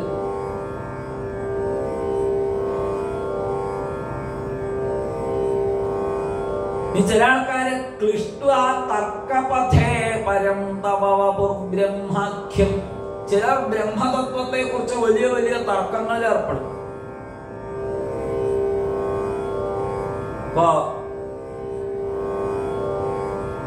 ബ്രഹ്മസൂത്രം, ആ ബ്രഹ്മസൂത്രത്തിന് എത്ര കമന്ററിയാണ് ഉണ്ടായിട്ടുള്ളത് ഓരോരോ ആചാര്യന്മാരുടെ. വളരെ വ്യത്യസ്തങ്ങളാണ് അവയൊക്കെ. അപ്പൊ അങ്ങനെയുള്ള വിഭിന്നരായിരിക്കുന്ന ആളുകള് വിഭിന്നങ്ങളായ അഭിപ്രായങ്ങൾ പറഞ്ഞ് അങ്ങോട്ടും ഇങ്ങോട്ടും തർക്കിക്കുക. അങ്ങനെ കുറെ കാലം ബഹുഭി ജന്മാന്തരൈഹി സിദ്ധ്യന്തി അനേകം ജന്മാന്തരേ ഭവേത് പുണ്യം തദാ ഭാഗവതം ലഭേത്. ജന്മാന്തരങ്ങളിൽ ഇങ്ങനെയൊക്കെ സഞ്ചരിച്ച് കുറച്ച് പുണ്യമൊക്കെ സമ്പാദിച്ചിട്ടുള്ളവരാണെങ്കിൽ അവർക്കാണ് ഒടുക്കം ഭഗവാനിൽ യഥാർത്ഥത്തിൽ ഭക്തി സമ്പാദിക്കാൻ സാധിക്കും. ഭക്തി സമ്പാദിക്കാൻ പ്രായേണ എളുപ്പമാണ് എന്ന് പറയാണ്. ഭക്തിസ്തു കഥാരസാമൃതചരീനർമദ്യനേന സ്വയം സിദ്ധ്യന്തി. ഭഗവാനെ കുറിച്ചിട്ടുള്ള കഥകൾ ഇങ്ങനെ കേട്ടാൽ തന്നെ മതി, സ്വയം ആ ഭക്തി സിദ്ധിക്കും. വിമല പ്രബോധ പദവീമക്ലേശതസ്തന്വതി. ശുദ്ധമായിരിക്കുന്ന ബ്രഹ്മജ്ഞാനം അവർക്ക് സുലഭമായിട്ട് ഉണ്ടാവും. കൃഷ്ണാത് പരം കിമപി തത്വമഹം ന ജാനേ എന്ന് ഗോപി പറഞ്ഞതുപോലെ കൃഷ്ണനിൽ നിന്ന് അന്യമായിട്ടുള്ള ഒരു തത്വത്തെ കുറിച്ചും ചിന്തിക്കാത്ത മട്ടിലുള്ള ഒരു സ്ഥിതി. വൃന്ദാവനത്തിലെ ഗോപിമാര് ഉദ്ധവരവിടെ ചെന്നപ്പോ ഉദ്ധവരോട് എന്താ പറഞ്ഞത്? പുനഃപുനഃസ്മാരയന്തി നന്ദഗോപസുതം വദ ശ്രീനികേതൈഹി ത്വത്പദകൈഹി വിസ്മർത്തും നൈവ ശക്നുമഃ. ഞങ്ങൾക്ക് കൃഷ്ണനെ വിസ്മരിക്കാൻ സാധിക്കുന്നില്ല. അതിന് ഈ കൃഷ്ണനെ ആരാന്ന് നിങ്ങൾക്ക് അറിയോ എന്നാണെങ്കിൽ കൃഷ്ണൻ ആരാന്ന് ഞങ്ങൾക്കറിയാം. നഖലു ഗോപികാനന്ദന ഭവാൻ എന്ന് ഗോപികമാർക്കറിയാം. ലക്ഷ്മി ദേവിയുടെ ഭർത്താവായിരിക്കുന്ന സാക്ഷാത് ഭഗവാനാണ് എന്നറിയാം. ഞങ്ങളോ പറ്റിക്കപ്പെട്ടു. ഇവനെ വിശ്വസിച്ച് ഇവന്റെ പിന്നാലെ പോയാൽ ലക്ഷ്മിയുടെ കാര്യം ആലോചിച്ച കഷ്ടം എന്നേ ഞങ്ങൾക്ക് തോന്നുള്ളൂ എന്ന് പരിതപിച്ചവരാ ഗോപിമാര്. അപ്പൊ അവർക്കറിയായില്ല ആരാ കൃഷ്ണൻ. ആ കൃഷ്ണനെ ഞങ്ങൾക്ക് വിസ്മർത്തും നൈവ ശക്നുമഃ, ഞങ്ങൾക്ക് പറ്റില്ല. വിസ്മരിക്കണം എന്ന് ആഗ്രഹമുണ്ട്, പക്ഷേ ഞങ്ങൾക്ക് പറ്റില്ല. അതാണ് അഷ്ടപതിയിലൊക്കെയുള്ള ശ്ലോകങ്ങളൊക്കെ വായിച്ചു നോക്കിയാൽ ധാരാളം ഗീതഗോവിന്ദത്തില് അങ്ങനെ കാണാം. ഗോപിമാരുടെ വാക്കുകൾ വിസ്മരിക്കാൻ പറ്റണ്ടേ? കൃഷ്ണനെ വിസ്മരിക്കാൻ വല്ല വഴിയുണ്ടോ? മഗ്ന മുദ്ധര ഗോവിന്ദ ഗോകുലം മൃജിനാർണവാൽ. അതിനും ഒരു കൃഷ്ണനെ തന്നെ. ഈ കഷ്ടപ്പാടിൽ നിന്ന് ഞങ്ങളെ ഒന്ന് ഉദ്ധരിക്കണേ ഗോവിന്ദ. ഗോവിന്ദ, എന്നെ കുറിച്ച് ആലോചിച്ച് ഞങ്ങൾ വല്ലാത്തതായ ദുഃഖത്തിൽ പെട്ടുപോയി, അതിൽ നിന്ന് ഞങ്ങളെ രക്ഷിക്കണം ഗോവിന്ദ ഗോവിന്ദ. അങ്ങനെയുണ്ട്. അല്ലാണ്ട് അവർക്കൊന്നും സ്മരിക്കാൻ പറ്റില്ല. അവരെന്ത് ചെയ്തു? അവര് പരസ്പരം ഭഗവാനെ കുറിച്ച് പറഞ്ഞു, കേട്ടു പറഞ്ഞു. ഒരാൾ പറയും, ഒരാൾ കേൾക്കും, ഒരാൾ പറയും. ഇതേ അവർ ചെയ്തിട്ടുള്ളൂ.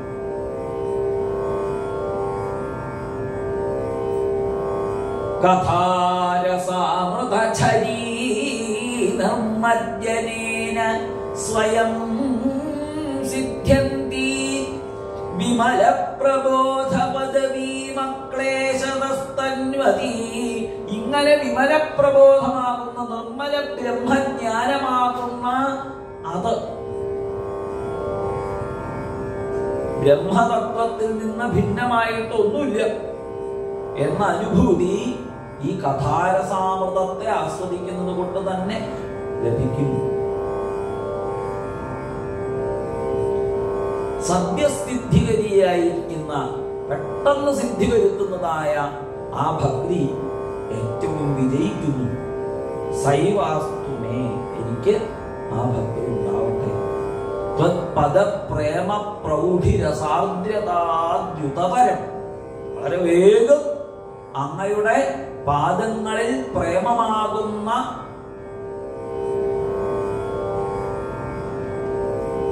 പ്രേമ പ്രൗഢിരസാർദ്രത എന്നാണ്.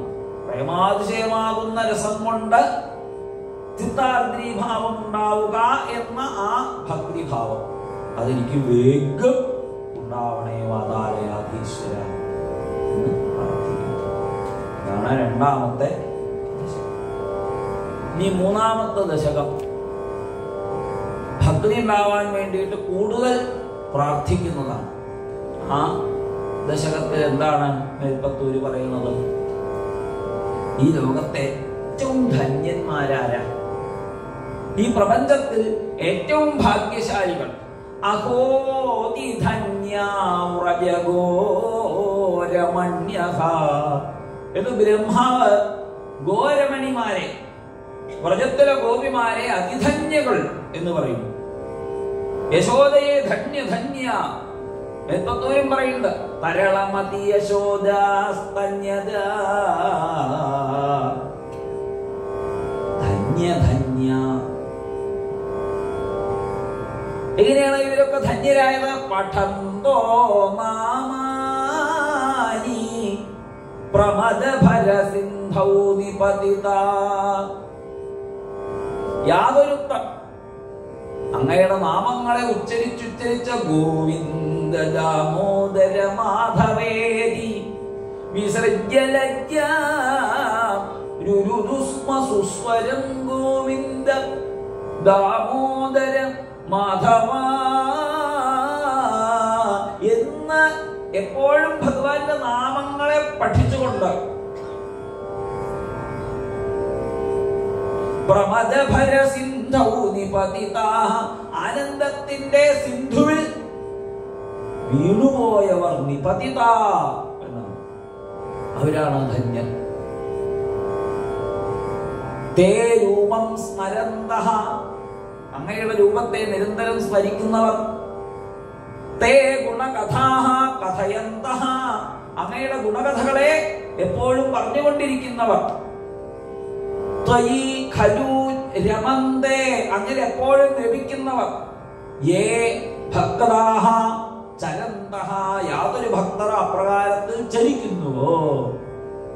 തേ അഹം ധന്യാൻ മന്യേ, അവരെ ഞാൻ ധന്യനെന്ന് മാനിക്കുന്നു. സമധിഗത സർവാഭിലഷിത, അവർക്ക് ഒരഭിലാഷങ്ങളും ഇനി അവശേഷിക്കുന്നില്ല. എൽപ്പത്തൂര് പറയാണ്, അങ്ങനത്തെ ഭക്തജനങ്ങൾക്ക് ഇനി എന്താ അഭിലാഷം? ഭഗവാന്റെ നാമധേയങ്ങളെ ഉച്ചരിച്ച് സഞ്ചരിക്കുന്നതിൽ പരമാനന്ദം അനുഭവിക്കുന്ന ഭക്തജനങ്ങൾക്ക് ഇനി എന്താ അഭിലാഷം? അവർക്ക് നല്ല വസ്ത്രങ്ങൾ വേണ്ട, നല്ല ആഭരണങ്ങൾ വേണ്ട, താമസിക്കാൻ ഭവനം വേണ്ട.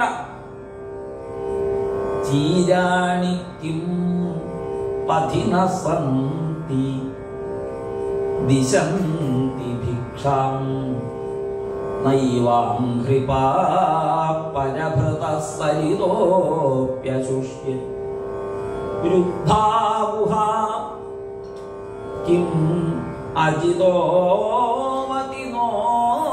വസന്നാൻ കസ്മാത് ഭജന്തി കവയോ ധനദുർമദന്ധൻ. ഈ കാശില്ലാണ്ട് ഇവിടെ ജീവിക്കാൻ പറ്റും എന്ന് തിരിച്ചറിഞ്ഞിട്ടുള്ളവരാവില്ലേ? അവര് പറയാണ് വസ്ത്രങ്ങളൊക്കെ ധാരാളം, നടക്കണ വഴിയിൽ തന്നെ ധരിക്കാനുള്ള വസ്ത്രങ്ങൾ വേണ്ടത്ര ഉണ്ടല്ലോ, മരവുരി ഉണ്ടല്ലോ, ഇലകളുണ്ടല്ലോ, അതൊക്കെ മതിയെന്ന്. ചീരാണിക്കും പതി നസന്തി. അപ്പൊ വിസ്നാലോ കൈ നീട്ടിക്കൊള്ളൂ. അങ്ങനെ വേറെ ആരുടെയും മുമ്പിൽ പോയി കൈ നീട്ടണ്ട ഗതികളൊന്നും എനിക്ക് ഇല്ലടോ. ആര് പറയുന്നു? താനാരാ? ഈ വേറാളാരാ? താനാരാ? ആ ചിന്തയിൽ മനസ്സിലായി ഞാനും വേറെ ആളും അങ്ങനെയല്ല. എനിക്ക് വിശക്കും, ഞാൻ ഗുരുവായൂരപ്പനോട് ചോദിക്കും. എന്റെ മുമ്പിൽ ആരെ കണ്ടാലും അത് ഗുരുവായൂരപ്പനാണ്. ഭാഗവതത്തിലുള്ള കരഭാജനൻ എന്നൊരു യോഗീശ്വരൻ, നവയോഗികളിൽ ഒരാൾ, കവി, ഹരി, അന്തരീക്ഷൻ, പ്രബുദ്ധൻ, വിപ്പലായനൻ, ആവിർഹോത്രൻ, ദ്രുവിളൻ, ചമസൻ, കരഭാജനൻ. ഈ കരഭാജനൻ ഒരിക്കൽ ഭിക്ഷയാചിച്ചുകൊണ്ട് നടക്കുകയായിരുന്നു അത്ര. അപ്പോ കുട്ടിയാണ്, കുട്ടി എന്ന് പറഞ്ഞാൽ അത്രയും കുഞ്ഞി കുട്ടിയാണ്. അപ്പൊ ഭിക്ഷയാചിക്കാനായിട്ട് പുറപ്പെട്ട സമയത്ത് ഒരമ്മ എന്തോ കൊണ്ടുവന്ന് കൊടുത്തപ്പോഴാണ് പെട്ടെന്ന് ആ അമ്മയുടെ മാറത്ത് നിറഞ്ഞ സ്തനങ്ങൾ കണ്ടു. ഇതെന്താ ചോദിച്ചു.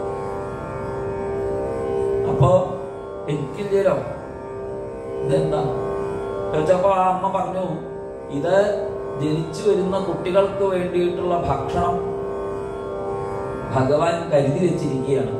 അവർക്ക് വിശന്നാൽ ഇതിലിരിക്കണ പാല് കൊടുത്തു. ഉടനെ ഈ കുട്ടിയുടെ കയ്യിൽ ഒരു പാത്രം ഉണ്ടായിരുന്നു, ഭിക്ഷാപാത്രം, വലിച്ചൊരേറുന്നു. ജനിച്ചു വരുന്ന ആൾക്കുള്ള ഭക്ഷണം കൂടി ഭഗവാൻ പാത്രത്തിലാക്കി വെച്ചിട്ടുണ്ട്. പിന്നെ ഞാൻ എന്തിനാ ഈ പാത്രം കൊണ്ട് നടക്കുന്നത്? അങ്ങനെ കൈ നീട്ടുമ്പോ അതിലെന്ത് കിട്ടുന്നുവോ അത് ഭക്ഷണമാക്കിയിട്ട് തന്റെ കരത്തെ ഭാജനമാക്കിയത് കൊണ്ടാണ് അദ്ദേഹത്തിന് കരഭാജനൻ എന്ന് പേര് കിട്ടിയത്. ഇതൊരു മനോഹരമായ സങ്കല്പ വിശുദ്ധിയുടെ നാട്ടിലാണ് നമ്മൾ വന്ന് ജനിച്ചതെന്ന് ആലോചിച്ചു.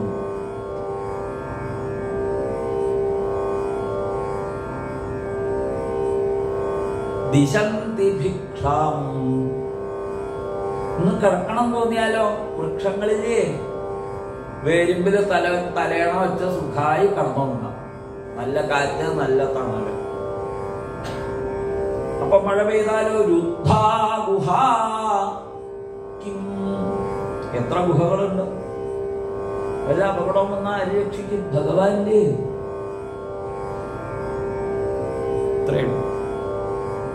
അപ്പൊ ഏ ഭക്തരാഹ ചരന്തഹ, ഇപ്രകാരത്തിൽ യാതൊരു ഭക്തർ സഞ്ചരിക്കുന്നുവോ ഇവരാണ് കേട്ടോ ഏറ്റവും ധന്യന്മാരെ. ഇവരെ വെല്ലാൻ ഉള്ള ധന്യത വേറൊരാൾക്കും. കാരണം എല്ലാ അഭിലാഷങ്ങളെയും അവര് ജയിച്ചു കഴിഞ്ഞിരിക്കുന്നു. എന്നാ അങ്ങനെ ഇങ്ങോട്ട് പുറപ്പെട്ടൂടെ? മേൽപ്പത്തൂരിന് പുറപ്പെടുന്നുണ്ട് ഗുരുവായൂരപ്പ. പക്ഷെ ഗതക്ലിഷ്ടം കഷ്ടം തവ ചരണ സേവാരസഭരേപി അനാസക്തം ചിത്തം ഭവതി ബത വിഷ്ണോ.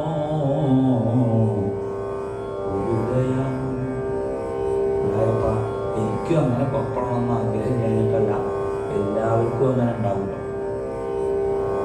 ഭഗവാനെ കുറിച്ച് നല്ലോണം കേട്ട് ആസ്വദിച്ച് തുടങ്ങിയാൽ എല്ലാവർക്കും തോന്നും ഒറ്റ പോക്കങ്ങൾ പോയാലും. അപ്പോഴാണ് ഗതകൃഷ്ടം, ശാരീരികവും മാനസികവുമായിരിക്കുന്ന രോഗങ്ങൾ. തവ ചരണ സേവാ രസഫലേ അപി അനാസക്തം ഭവതി ചിത്തം. എന്നാലും മനസ്സ് അനുവദിക്കുന്നില്ല. ഗുരുവായൂരപ്പ, അങ്ങയുടെ കാരുണ്യമില്ലാതെ കൊണ്ട് ഒരുത്തരും ഇതൊക്കെ വിട്ടുപോവാൻ സാധ്യമല്ല. ഭവത്പാദംഭോജസ്മരണ വിരസികഃ മാമനിവഹാനഹം ഗായം ഗായം കുഹചന വിവക്സ്യാമി വിജനേ. അങ്ങനെ അങ്ങ് എന്നോട് ദയ ചെയ്താൽ ഞാനും വിജനത്തിൽ ആരോരും ഇല്ലാത്തതായ ഒരു ദിക്കിലിരുന്ന് അങ്ങയുടെ നാമങ്ങളെ ഗായം ഗായം പാടി പാടി പാടി ഞാൻ കഴിച്ചുകൂട്ടിക്കോളാം. കുഹചന എവിടെയെങ്കിലും പോയിരുന്നോളാം. പക്ഷേ അതിനെന്ത് വേണം? കൃപാതേ ജാതാചേത്. അങ്ങയുടെ കൃപയുണ്ടെങ്കിൽ മാത്രമേ അത് സാധിക്കുള്ളൂ. അല്ലാണ്ട് ഈ സംസാര പാശം പൊട്ടിക്കാൻ അവനവനെ കൊണ്ട് ഒരാൾക്കും കൂട്ടിയാക്കൂടില്ല. അതിന് ഗുരുവായൂരപ്പൻ തന്നെ പറഞ്ഞു. അങ്ങനെ അങ്ങ് കൃപ ചെയ്യുകയാണെങ്കിൽ കിമിവ നഹിലഭ്യം തനുഭൃത. ഇവിടെ ജനിച്ചു വശായിട്ടുള്ള ആളുകൾക്ക് എന്താണ് അലഭ്യമായിട്ടുള്ളത്? കിം അലഭ്യം ഭഗവതി പ്രസന്നേ ശ്രീനികേതനെ. മദീയ ക്ലേശൗഘ പ്രശമന ദശാമാമകിയതി. എന്റെ ഈ ക്ലേശക്കൂട്ടങ്ങളെ ഇല്ലാണ്ടേക്കാന്ന് പറയുന്നത് ഗുരുവായൂരപ്പ അങ്ങയെ സംബന്ധിച്ചിടത്തോളം എത്ര ലളിതമായിട്ടുള്ള കാര്യമാണ്.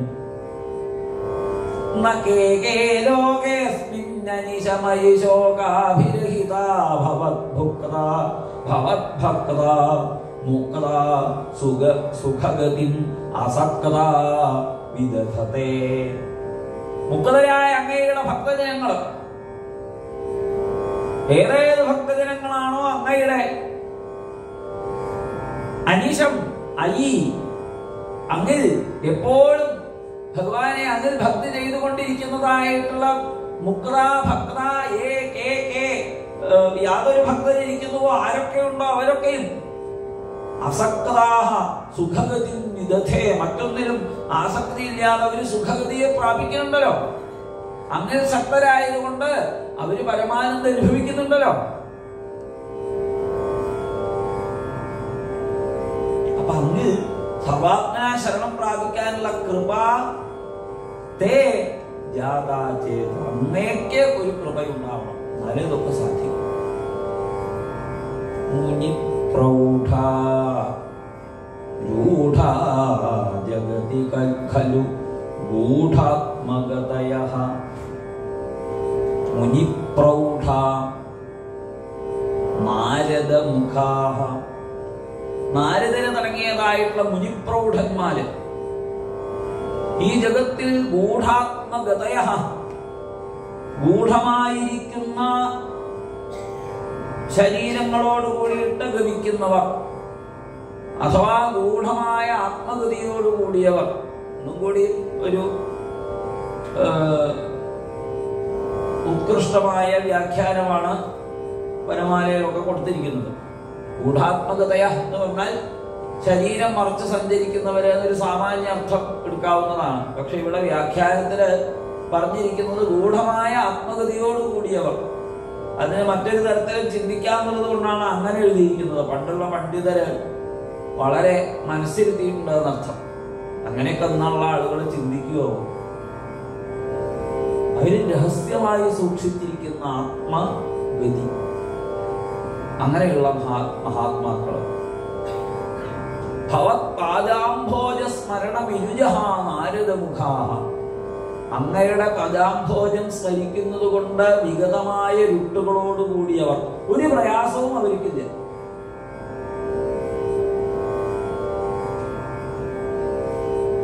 അവര് സ്വൈരം ചരന്തീശ. അവര് വളരെ സന്തോഷമായിട്ട് സ്വൈരമായിട്ട് സഞ്ചരിക്കുന്നവരോ. സതത പരിനിർഭാത പരജിത് സദാനന്ദ അദ്വൈത പ്രസര പരിമഗ്നരായിട്ടാണ് അവർ സഞ്ചരിക്കുന്നത്. എപ്പോഴും പരിനിർഭാതമായിരിക്കുന്ന പരജിത് സദാനന്ദം കൊണ്ടുണ്ടാകുന്ന അദ്വൈത പ്രസര പരിമഗ്നരാണ് അവര്. അദ്വൈത ഭാവത്തെ അനുഭവിച്ചുകൊണ്ട്, രണ്ടാമതില്ലാത്തതായിട്ടുള്ള സുഖത്തെ അനുഭവിച്ചുകൊണ്ട് എപ്പോഴും പ്രകാശിക്കുന്നതായിട്ടുള്ള ആത്മാനന്ദം കൊണ്ട് അദ്വൈത അനുഭൂതിയെ ആസ്വദിച്ചുകൊണ്ടേ സഞ്ചരിക്കുന്നവരാണ് അവര്. അവര് സ്വൈരമായിട്ട് സഞ്ചരിക്കുന്നുണ്ടല്ലോ. അവർക്ക് അങ്ങനെ സഞ്ചരിക്കാൻ പറ്റുന്നത് അവരുടെ കയ്യിൽ കാശുണ്ടായതുകൊണ്ടാണ്. നാരദ മഹർഷി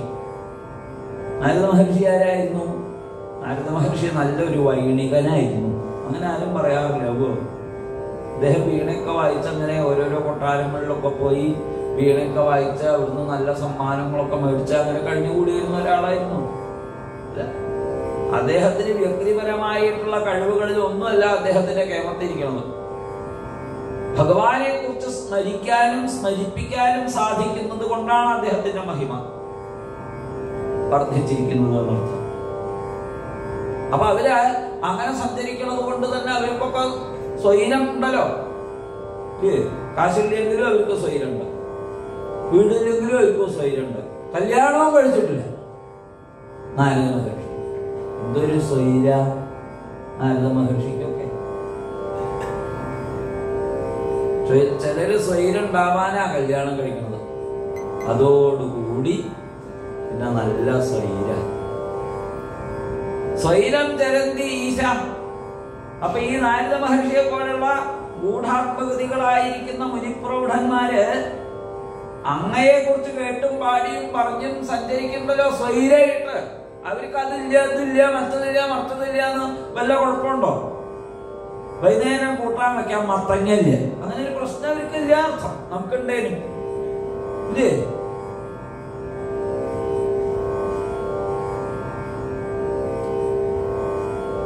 അപ്പൊ ഭക്തി ഉണ്ടായാൽ സ്വൈരുണ്ടാവും എന്നുള്ള കാര്യം തീർച്ചയാണ്, അതിൽ ശങ്കയൊന്നുമില്ല. ഭക്തി സ്ഫീതാ ഭവതു മമ, അത് തെളിഞ്ഞു വരട്ടെ എനിക്ക് ആ ഭക്തിക്കുള്ളിൽ. സൈവ പ്രശമയേദശേഷ ക്ലേശൗഘം, എനിക്കറിയാം എന്റെ എല്ലാ ക്ലേശങ്ങളെയും ആ ഭക്തിക്ക് മാത്രമേ ഇല്ലാണ്ടാക്കാൻ കഴിയൂന്ന് എനിക്കറിയാം എന്നാണ്. നഖലു ഹൃദി സന്ദേഹ കണിക, എനിക്കതിൽ സന്ദേശത്തിന്റെ ഒട്ടുമില്ല, സന്ദേഹം ഒട്ടുമില്ല. അല്ലെങ്കിൽ അതിൽ ഞാൻ സന്ദേഹപ്പെട്ടു എന്നുണ്ടെങ്കിൽ നചേൽ വ്യാസസ്യോക്തി തവചവദനം നൈഗമമചഃ ഭവേത് മിഥ്യ. അങ്ങനെ അങ്ങയെ ആശ്രയിച്ചിട്ടുള്ള ഒരാൾക്ക് എല്ലാ ദുഃഖങ്ങളും തീരില്ല എന്ന് വന്നാൽ വേദവ്യാസൻ പറഞ്ഞ വാക്കുകള്, അങ്ങയുടെ വാക്ക്, വേദത്തിലെ വാക്കുകളോ ഒക്കെ എന്തുപോലെയാവും? രഥ്യാപുരുഷവചനപ്രായം അഖിലം, രഥ്യാപുരുഷവചനപ്രായമായി തീരും. എന്താ ഈ രഥ്യാപുരുഷന്മാര്? വെറുതെ ഇങ്ങനെ വഴി നടക്കുന്ന ആൾക്കാരുണ്ടാവും. അവരോട് അതേ രാമകൃഷ്ണേട്ടനെ അറിയോ? ഏത് രാമകൃഷ്ണേട്ടൻ? വീട്ടിലെ രാമകൃഷ്ണേട്ടൻ. ആ രാമകൃഷ്ണേട്ടന്റെ വീട്ടിലേക്കുള്ള വഴി ഒന്ന് പറഞ്ഞു തരും. അത് അദ്ദേഹം പോയാൽ മതി. അയാൾക്ക് പിന്നെ അയാളെ എതിരെ പോയാ ഇയാളിങ്ങനെ തേരാപ്പാര നടക്കണ ഒരാളാ. അപ്പൊ അയാളോടാ ചോദിച്ചത്. അതാണ് തേരാപ്പാര എന്ന് പറയില്ലേ, അതാണ് രഥ്യാപുരുഷവചനം. വെറുതെ ഇങ്ങനെ കടിഞ്ഞാണില്ലാണ്ടുള്ള തേര് പോണേന്തി ഇങ്ങനെ തെക്ക് വടക്ക് നടക്കണ ആൾക്കാരോട് വഴി വെക്കി എതിരെ എന്തെങ്കിലുമൊക്കെ ചോദിച്ചു കഴിഞ്ഞാൽ അവർ ഇങ്ങനെ ഓരോന്നൊക്കെ പറയും. കണ്ടിട്ടില്ലേ? വലിയ വലിയ രാഷ്ട്രീയ വിഷയങ്ങളെ പറ്റിയിട്ടൊക്കെ ഓരോരോ ആൾക്കാരിങ്ങനെ ഘടാഘടിയും കാര്യങ്ങളൊക്കെ സംസാരിക്കണത്. അതെന്തുകൊണ്ടാണെന്നറിയോ? അയാൾ അങ്ങനെ ഒരു ഡിസിഷൻ എടുത്തതിന്റെ കാരണം ഇങ്ങനെ മറ്റത് മറിച്ചത്.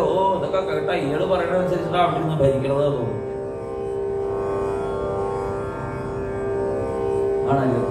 അതുപോലെ ആവില്ലേന്ന് വഴിപോക്കന്റെ വിടുവായത്തം പോലെ ആവില്ലേ വേദവ്യാസാദികളുടെ വാക്ക്? എന്തിന് വേദവാക്കുകള്, എന്തിന് അങ്ങയുടെ വാക്ക് പോലും അങ്ങനെ ആയി പോയില്ലേ?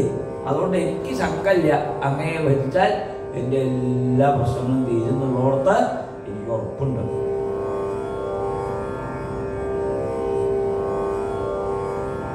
ഇതൊക്കെ യങ്സ്റ്റേഴ്സിനെ കേൾപ്പിക്കണം. വയസ്സായ 60ഉം 90ഉം ആയ ആൾക്കാർ ഇനിയിപ്പോ ഇതൊക്കെ കേട്ടിട്ട് മലമറക്കാനൊന്നും പോകില്ല. ചെറുപ്പക്കാരെ കേൾപ്പിക്കണം, അവർക്ക് ഇതൊക്കെ പറഞ്ഞു കൊടുക്കണം. കുട്ടിക്കാലത്ത് അവരെ കൊണ്ട് നാരായണീയവും ഭാഗവതമൊക്കെ വായിപ്പിക്കാൻ ശ്രമിക്കണം.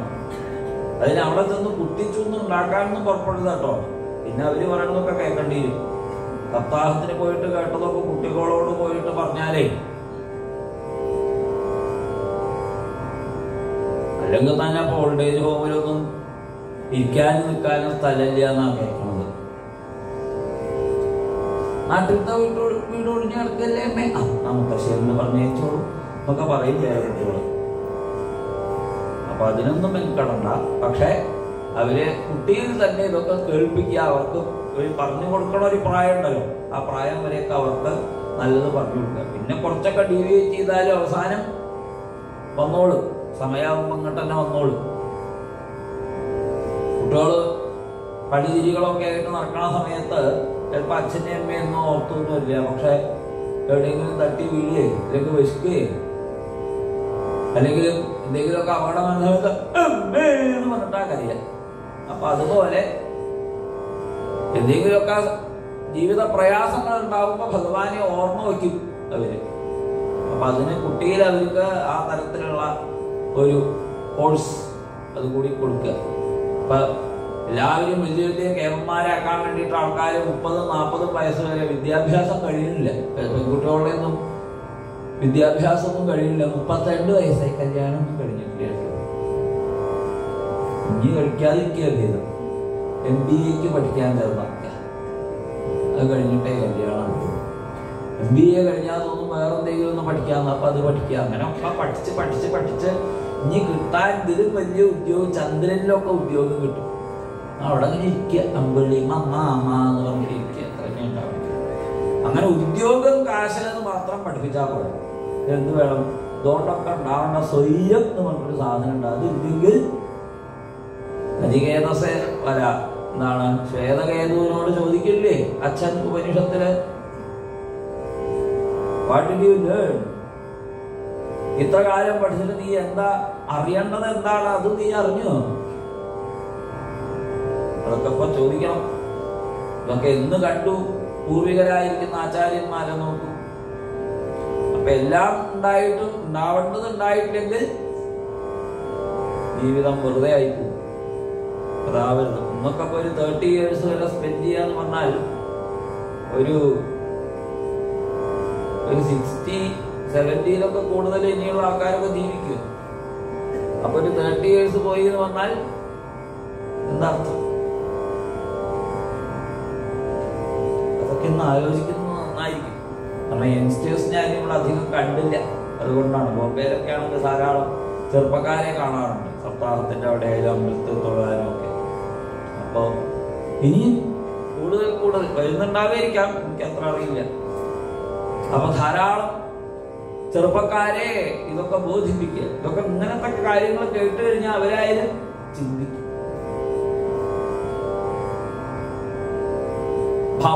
ഭക്തിസ്താവത് പ്രമുഖമധുര ത്വദ്ഗുണരസാക്കിമപ്യാരൂഢാ ചേത് അഖില പരിതാപ പ്രശമനി. അങ്ങയുടെ പാദങ്ങളിൽ ഭക്തി ഉണ്ടാവുക, അത് ഒരു തവണ ആ ഭക്തി മാർഗത്തിലേക്ക് വന്നു കഴിഞ്ഞാൽ അതിന്റെ രസം, അതിന്റെ മധുരം അനുഭവിക്കും. ആ ഭക്തി ഒരു ഇത്തിരി ഉണ്ടായാൽ തന്നെ എല്ലാ പ്രയാസങ്ങളിൽ നിന്നും ഒരുവൻ രക്ഷപ്പെടും. പിന്നെ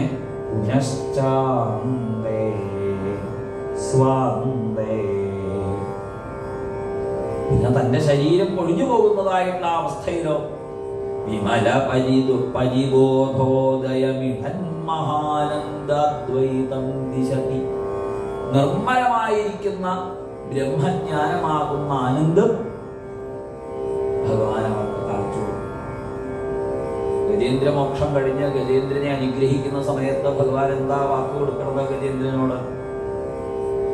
ആരാണോ എന്നെയോ നിന്നെയോ പിന്നതായി കണ്ട സകല നമ്മളുമായിട്ട് ബന്ധപ്പെട്ട വിഷയങ്ങളെയോ ചിന്തിക്കുന്നത് അവർക്ക് ദദാമി വിമലാം മതി, വിമലമായ ബുദ്ധിയെ ഞാൻ അപ്പോ നൽകിക്കോളാം. എപ്പോ? അവരുടെ ദേഹവിയോഗകാലത്ത്. അത് തന്നെ ഇവിടെ വിമല പരിബോധ വാക്ക് പോലും മാറ്റിയിട്ടില്ല. വിമല പ്രബോധം, വിമല പരിബോധം, വിമല പരിബോധോദയമിളൻ മഹാനന്ദ അദ്വൈതം ദിശതി കിമത പ്രാർത്ഥ്യമവരം. എന്താ പ്രാർത്ഥിക്കാനുള്ളത്? വിധൂയ ക്ലേശാന്മേ ഗുരുചരണയുഗ്മം ധൃതരസം. എന്റെ എല്ലാ ക്ലേശങ്ങളും നീക്കിത്തരണേ ഗുരുവായൂരപ്പ. അങ്ങയുടെ ഈ ദിവ്യമായ ക്ഷേത്രത്തിൽ ഞാനിതാ വന്നിട്ടുണ്ട്. എന്റെ കരങ്ങൾ അങ്ങയെ പൂജിക്കാനായിട്ടാണ് ഞാൻ വിനിയോഗിക്കുന്നത്. അങ്ങയെ കാണാൻ വേണ്ടിയിട്ടാണ് എന്റെ കണ്ണുകൾ ഞാൻ വിനിയോഗിക്കുന്നത്. അങ്ങയുടെ പാദ തുളസിയെ വാസനിക്കാൻ വേണ്ടിയിട്ടാണ് ഞാൻ എന്റെ നാസിക ഓരോ തവണ നമസ്കരിക്കുമ്പോഴും വിനിയോഗിക്കുന്നത്. അങ്ങയുടെ കഥകൾ കേൾക്കാനാണ് ഞാൻ ഇവിടെ വന്നിരിക്കുമ്പോൾ എന്റെ കാതുകളെ വിനിയോഗിക്കുന്നത്. ഉണ്ടായിത്തീർത്തിരിക്കുന്നതായ ആധിവ്യാധികളെ കൊണ്ട് എന്റെ മനസ്സ് വല്ലാതെ ചഞ്ചലമായിരിക്കുന്നു ഗുരുവായൂരപ്പ. അങ്ങനെയുള്ള എന്റെ ഹൃദയത്തിൽ അങ്ങയുടെ ദിവ്യമായ ചിദാനന്ദ സ്വരൂപം അതങ്ങനെ പ്രകാശിക്കണം. ഞാൻ രോമാഞ്ച കഞ്ചുകിതനാവണേ. എന്റെ കണ്ണുകൾ നിറഞ്ഞൊഴുകണേ. എപ്രകാരമായാലാണോ എന്റെ ഈ പീഡാപരിഭവങ്ങൾ, ഈ ദേഹത്തിനുള്ളതായിട്ടുള്ള വയ്യായകളെല്ലാം ഞാൻ വിസ്മരിക്കുന്നത്, അതിന് പാകത്തിലുള്ളതായൊരു ഭക്തി കൊണ്ടുള്ള ഒരു ആവേശം, എന്റെ ദേഹത്തിന്റെ എല്ലാ വയ്യായകളും ഞാൻ മറന്നുപോകുന്നതായിട്ടുള്ള ഒരാവേശം അതെനിക്ക് ഉണ്ടാക്കി തീർക്കണം. അരുഗേഹാധീശ ത്വയി ഖലു പരാഞ്ചോപി സുഖിനോ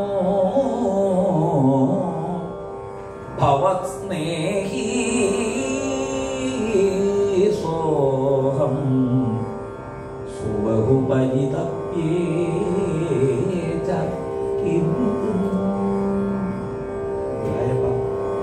ഞാനും അന്നും തമ്മിലെങ്ങനെ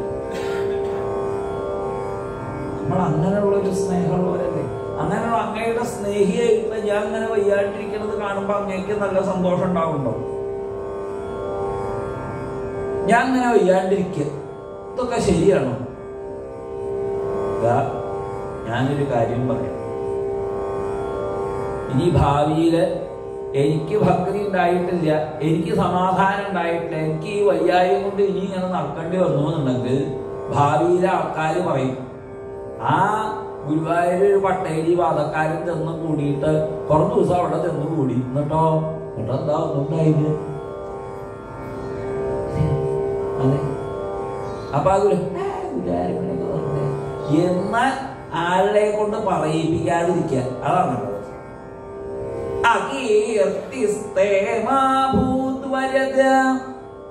എല്ലാവർക്കും വരം നൽകുന്നവളല്ലേ അങ്ങ്? വരദനായിട്ടുള്ള അങ്ങേക്ക് അകീർത്തി ഉണ്ടാവരുത്, അങ്ങേക്ക് ദുര്യശസ് ഉണ്ടാവരുത്.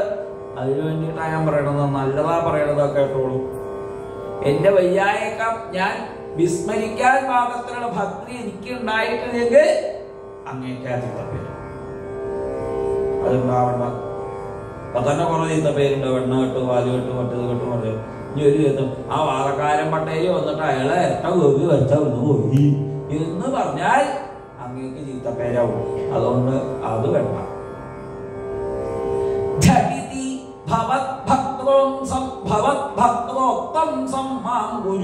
ഇതൊക്കെ ശ്രദ്ധിക്കണം. ഇവിടെയാണ് പ്രത്യേക എടുത്ത് പറയാനുള്ളത്. എന്റെ വയ്യായ മാറ്റണം എന്നാണ് മേൽപ്പത്തൂര് പറയണത് എന്ന് തർക്കിക്കണ ആൾക്കാർ ഇത് വായിക്കുക. വയ്യായ മാറാനല്ലേ മേൽപ്പത്തൂര് നാരായണീയെ രചിച്ചത്? അല്ല,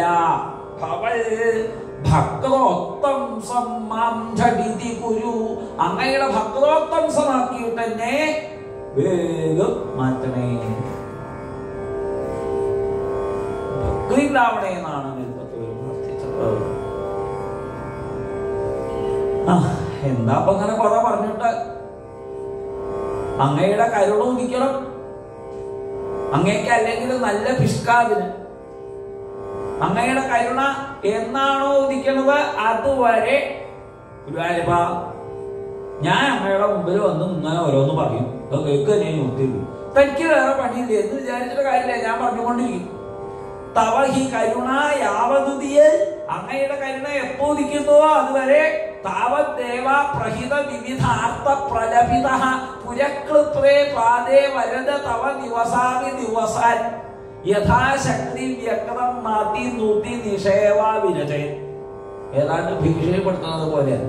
അങ്ങ് എന്നാണോ എന്റെ നേരെ കൃപ ചെയ്തത്, അങ്ങ് കൃപ ചെയ്യാത്തടത്തോളം കാലം ഞാൻ അങ്ങേ നമസ്കരിച്ച് സ്തുതിച്ച് പ്രദക്ഷിണം വെച്ച് എന്നെ കൊണ്ട് പറ്റണ വിധത്തിലൊക്കെ എന്റെ ദുഃഖമൊക്കെ അങ്ങയുടെ മുമ്പിൽ പറഞ്ഞു പെടുത്താനോ കൂടാനാ തീർച്ചയായും. ഇപ്പൊ താൻ പോണൂല്ലേ? പോണില്ല ചോദിച്ചാലോ അങ്ങേക്ക് കരുണ എന്നാ ഉദിക്കണത് അതുവരെ പിടിയിരിക്കും. അത് തന്നെ പോവാൻ ഭാവില്ല. നാ കൊണ്ടാ നാ അവിടെ ഇരിക്കാതെ കുറച്ചു ദിവസം അവിടെ ഇരിക്കുക. എന്തായാലും താനുമായിട്ട് ഇങ്ങനെ വർത്തമാനം പറഞ്ഞിരിക്കുമ്പോ തിരക്കണില്ലേ, സുഖമുണ്ട്, എന്നാ അവിടെ ഇരിക്കാം, നമുക്ക് കുറച്ചു ദിവസം വർത്തമാനമൊക്കെ പറഞ്ഞിട്ട് പതുക്കെ പോവാ എന്ന ഛായയില് മേൽപ്പത്തൂര് വേഗം പറഞ്ഞു പോവാൻ പുറപ്പെട്ടപ്പോ ഗുരുവായൂരപ്പൻ എന്ത് ചെയ്തു? ഇരിക്കുക. അങ്ങനല്ലേ നമ്മുടെ സുഹൃത്തുക്കൾ ചിലപ്പോ അവർക്ക് വേറെ പല തിരക്കുണ്ടാവും. എന്നാലും അതെ നമ്മളെന്ത് ചെയ്യും? പ്രിയപ്പെട്ട കൂട്ടി എവിടേക്ക് പോണം, അവിടെ ഇരിക്കുക കുറച്ചേരും കൂടി. എന്താ അത്?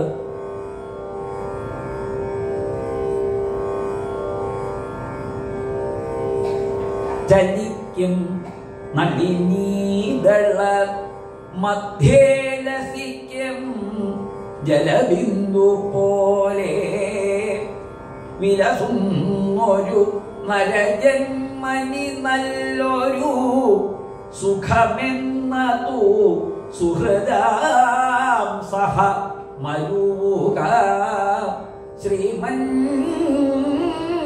സഖേ വിജയ ധീമ സകല ഗുണ എന്നിങ്ങനെ കഥകളിയിലൊക്കെ ഉണ്ടല്ലോ. ജീവിതത്തിൽ എന്താ ഏറ്റവും സുഖം? സുഖമെന്നത് സുഹൃദാം സഹ മരുക. സുഖം എന്ന് പറഞ്ഞാൽ സുഹൃത്തുക്കളൊപ്പം ഇരിക്കല. താനല്ലേ പറഞ്ഞ് നമ്മൾ രണ്ടാളും നമ്മൾ അങ്ങനെയല്ലേ എന്നൊക്കെ താനല്ലേ പറഞ്ഞത്? ഭവൽ സ്നേഹി സോഹം എന്നൊക്കെ. ആ സോഹം അതാവണത് വരെ നാം പിടിക്കുക എന്ന് പറഞ്ഞു ഗുരുവായൂരപ്പൻ മേൽപ്പത്തൂരിനെ അവിടെ വിളിച്ചിരുത്തി. ഇനി ഇവിടുന്ന് അങ്ങോട്ട് യോഗമാർഗങ്ങൾ ഓരോന്നായിട്ട് അവലംബിച്ചുകൊണ്ടുള്ള ചിന്തയും മറ്റും സൃഷ്ടി തുടങ്ങിയതായിട്ടുള്ള പ്രകടനങ്ങളെ കുറിച്ചൊക്കെ മേൽപ്പത്തൂര് പറയാനായിട്ട് ഭാവിക്കുന്നു. ഒരുപക്ഷെ അങ്ങനെയൊക്കെ പറഞ്ഞു നിർത്താവുന്നാവും മേൽപ്പത്തൂര് തിരിച്ചിട്ടുണ്ടാവും. പക്ഷെ ഇവിടുന്ന് അങ്ങോട്ടാണ് ഇനി ഭാഗവതത്തിലുള്ള വിഷയങ്ങൾ ഓരോന്നായിട്ട് എടുത്തുകൊണ്ട് മേൽപ്പത്തൂര് സഞ്ചരിക്കാൻ. ഇതുവരെയൊക്കെ വ്യക്തിപരമായ കാര്യങ്ങളായിരുന്നു. ഇനി ഭാഗവതത്തെ അധികരിച്ചുകൊണ്ട് ഭാഗവതത്തിലെ വിഷയങ്ങൾ സുസ്പഷ്ടമാക്കിക്കൊണ്ടുള്ള പ്രസ്താവനകൾ. അതാണ് ഇനിയൊന്നും. ഒരു 10 മിനിറ്റ് ഒന്ന് നിർത്തി വീണ്ടും കുറച്ച് ദശകങ്ങളും കൂടി വായിച്ചതിന് ശേഷം അവിടെ നിന്നുള്ള ഭാഗങ്ങളൊക്കെ നമുക്ക് ചർച്ച ചെയ്യാം.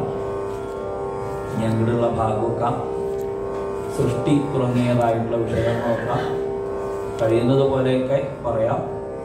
എന്തായാലും നിർത്തി 10 മിനിറ്റ് കഴിഞ്ഞ് സർവത്ര ഗോവിന്ദനാമ സങ്കീർത്തനം ഗോവിന്ദ